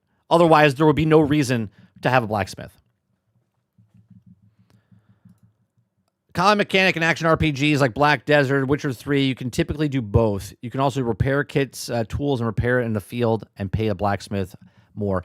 Yeah, but you never do, right? You never use the other systems. You always repair yourself.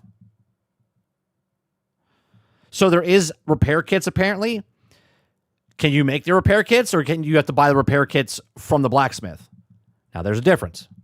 If I can make the repair kits myself or find them out in the world, and I never have to, right? If I have to buy the repair kits from him, the blacksmith itself, cool. If you make it where I can repair the stuff, it kind of negates what he's doing.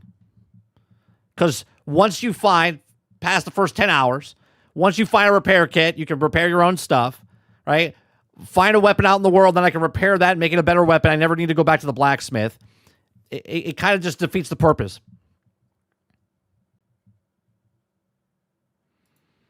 Travis says, see, I never use repair my stuff. Always use the blacksmith in Witcher 3. It's more immersive. Those are very specific prices for medieval fantasy world. Dollars and cents rather than the whole number. That is true, Sarge. I didn't even realize that. Right? Very specific, $1.94, 202. So that means the currency, up here in the corners, there it's broken down to cents.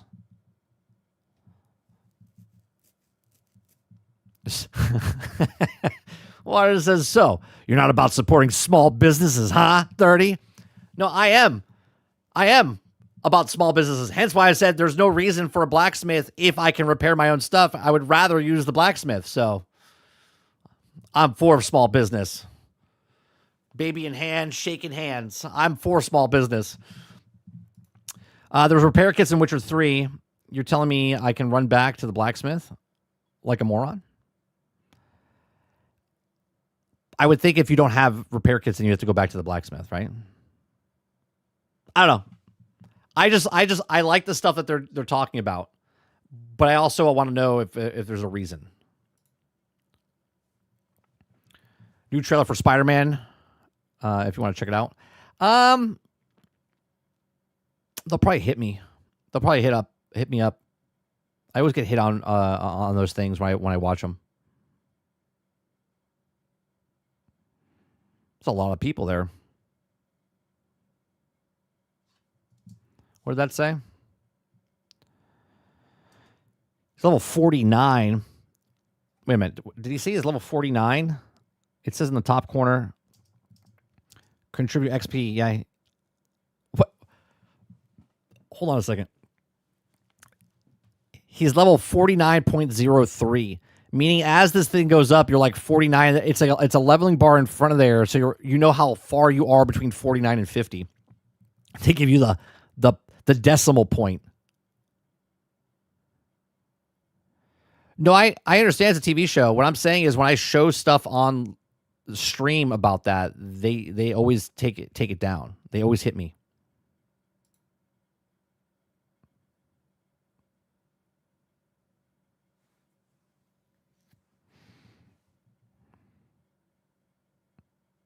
Yeah, I'm trying to see. There's so much to see in every scene. I mean, just look how many people are there. They're all waiting in line to get inside the temple. Again here.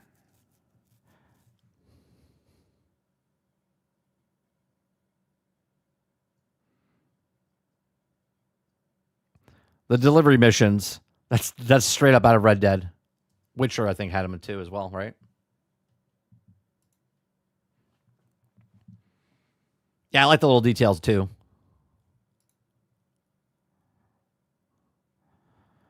Yeah, I could play just doing the bounties and stuff.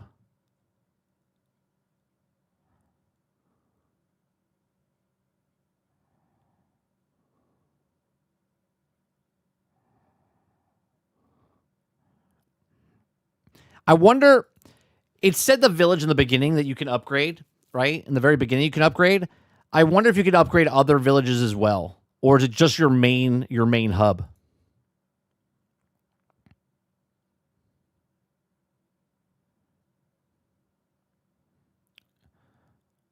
Yeah, it's very cool. And these little games that you can play as well, just like The Witcher, just like Red Dead. Well, first of all, you have to steal at night. You can't steal during the day.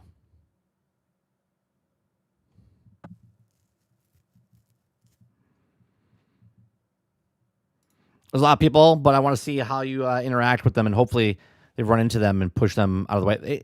It looked like when he ran into you, you got pushed out of the way and stuff like that. It said you could eavesdrop on them as they talk. They're all interactive. Like, you can interact with them.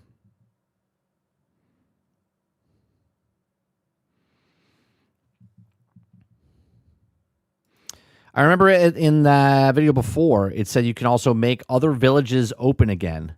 I don't know if you can also upgrade them, though. Okay. Like, what is this thing? Like, this stuff is crazy. Like, there's the map.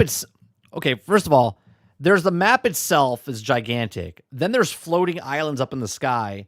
I wonder if there's, like, underground, like, crypts and stuff as well. There's got to be, right?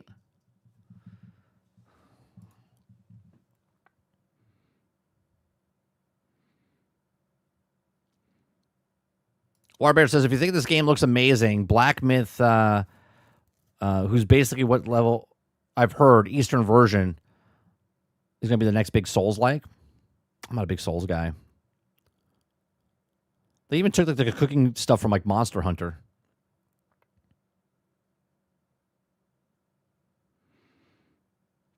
Cisco says, I find the combat more appealing in this than Kingdom Come Deliverance.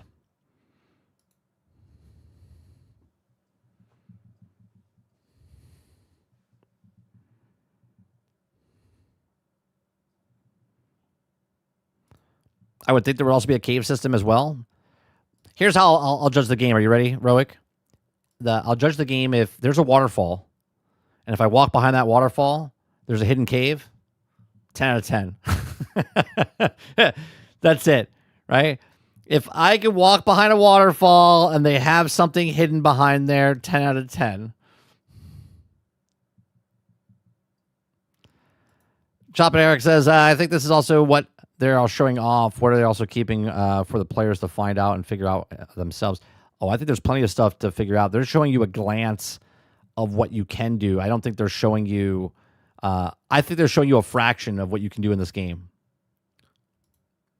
Because they do say in the video that there's this and more.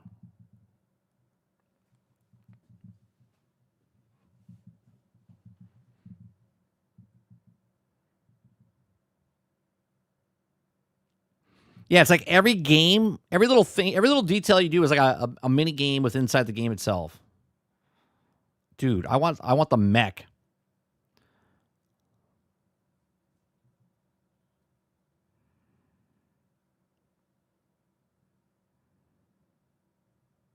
Can you get on the pirate ship? Can you sail the pirate ship? Is that a monorail in the background? There's a ship there. It's like a train track or something. Yeah, it's a train. Interesting. We shall see, chat. We shall see. Lots of like very, very ambitious. Very ambitious. And you know what? For what we've seen, it could fool us, but at the same time, what I've seen so far is very impressive. Very impressive.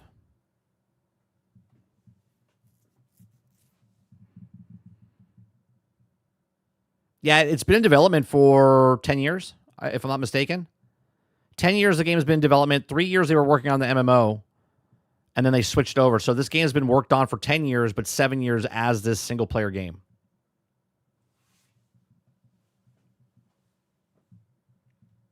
Yeah, and do we know the budget? Do we have a rough estimate? Let me see.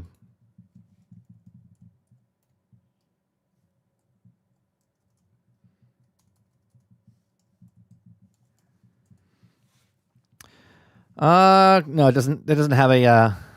It does not have a price. I'm sure that'll come out once the game comes out, because it's going to be very successful.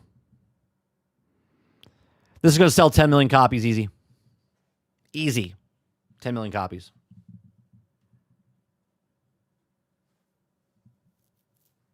People will buy this game like they did The Witcher, okay? And they won't play it. They'll just buy it thinking they're going to play it, but then they won't play it because they'll be like, I have a backlog, and they'll throw it in their collection. It's going to sell plenty of copies.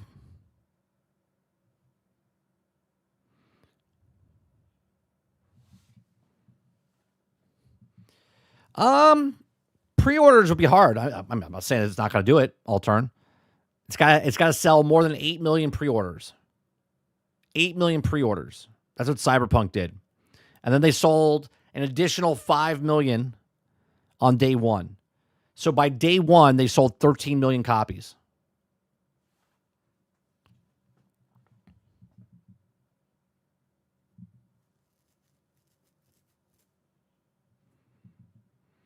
Aku says 30 people also forget that they took Black Desert Online and changed it to single player.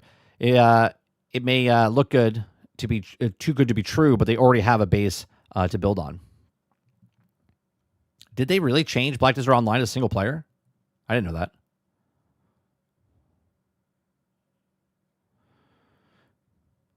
They will sell 8 million and one pre-order.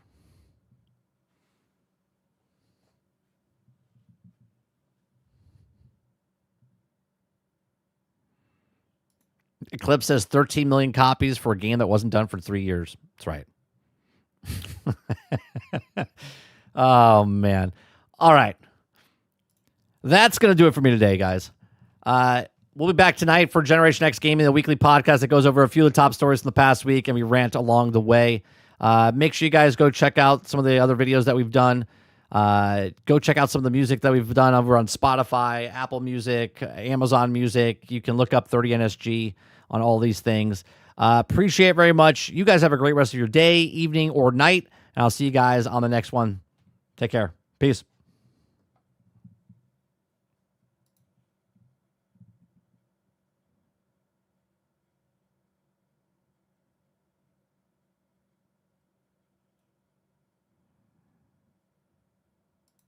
Yeah. Yeah.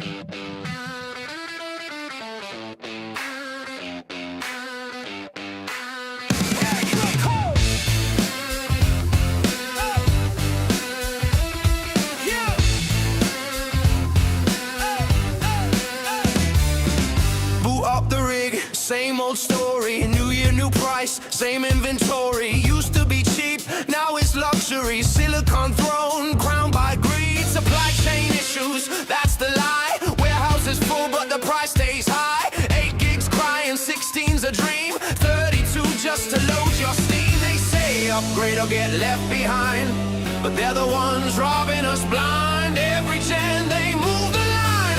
Pay more money for the same damn time. More RAM, less respect. They don't care if your wallet breaks your neck. Raise the price, what did you expect? You ain't a customer, you're a check. More RAM, less respect. They smile while the market's wrecked. Quarterly gains over common sense. They don't care about you, just the percent.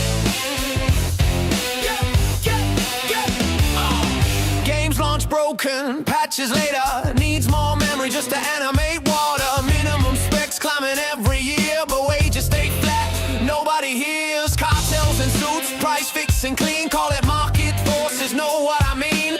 DDR5, same old game. New sticker, higher price, different name. They say innovation costs with a grin while posting profits you'll never see again. You pay up front, they cash the win and blame inflation when you can't get it. More RAM, less respect. They don't care if your wallet breaks your neck. Raise the price, what did you expect? You ain't a customer, you're a check. More RAM, less respect. They smile while the market's wrecked. Quarterly gains over common sense. They don't care about you, just the percent. Yeah. Built the PC, chased the dream. Now it costs rent just to stay on the scene. Not about tech, not about need. It's artificial scarcity, corporate greed. They sell the fear that you're falling behind while locking the door and raising the line. Pay to participate, pay to exist. Welcome to gaming subscription of Silicon Fist. Silicon Fist. Yeah, pay more, get less. Optimized but still a mess. They don't listen, they don't care. They just price it, market share. More RAM, less respect. They don't care if your wallet breaks your neck. Upgrade pressure, take the debt. They don't care.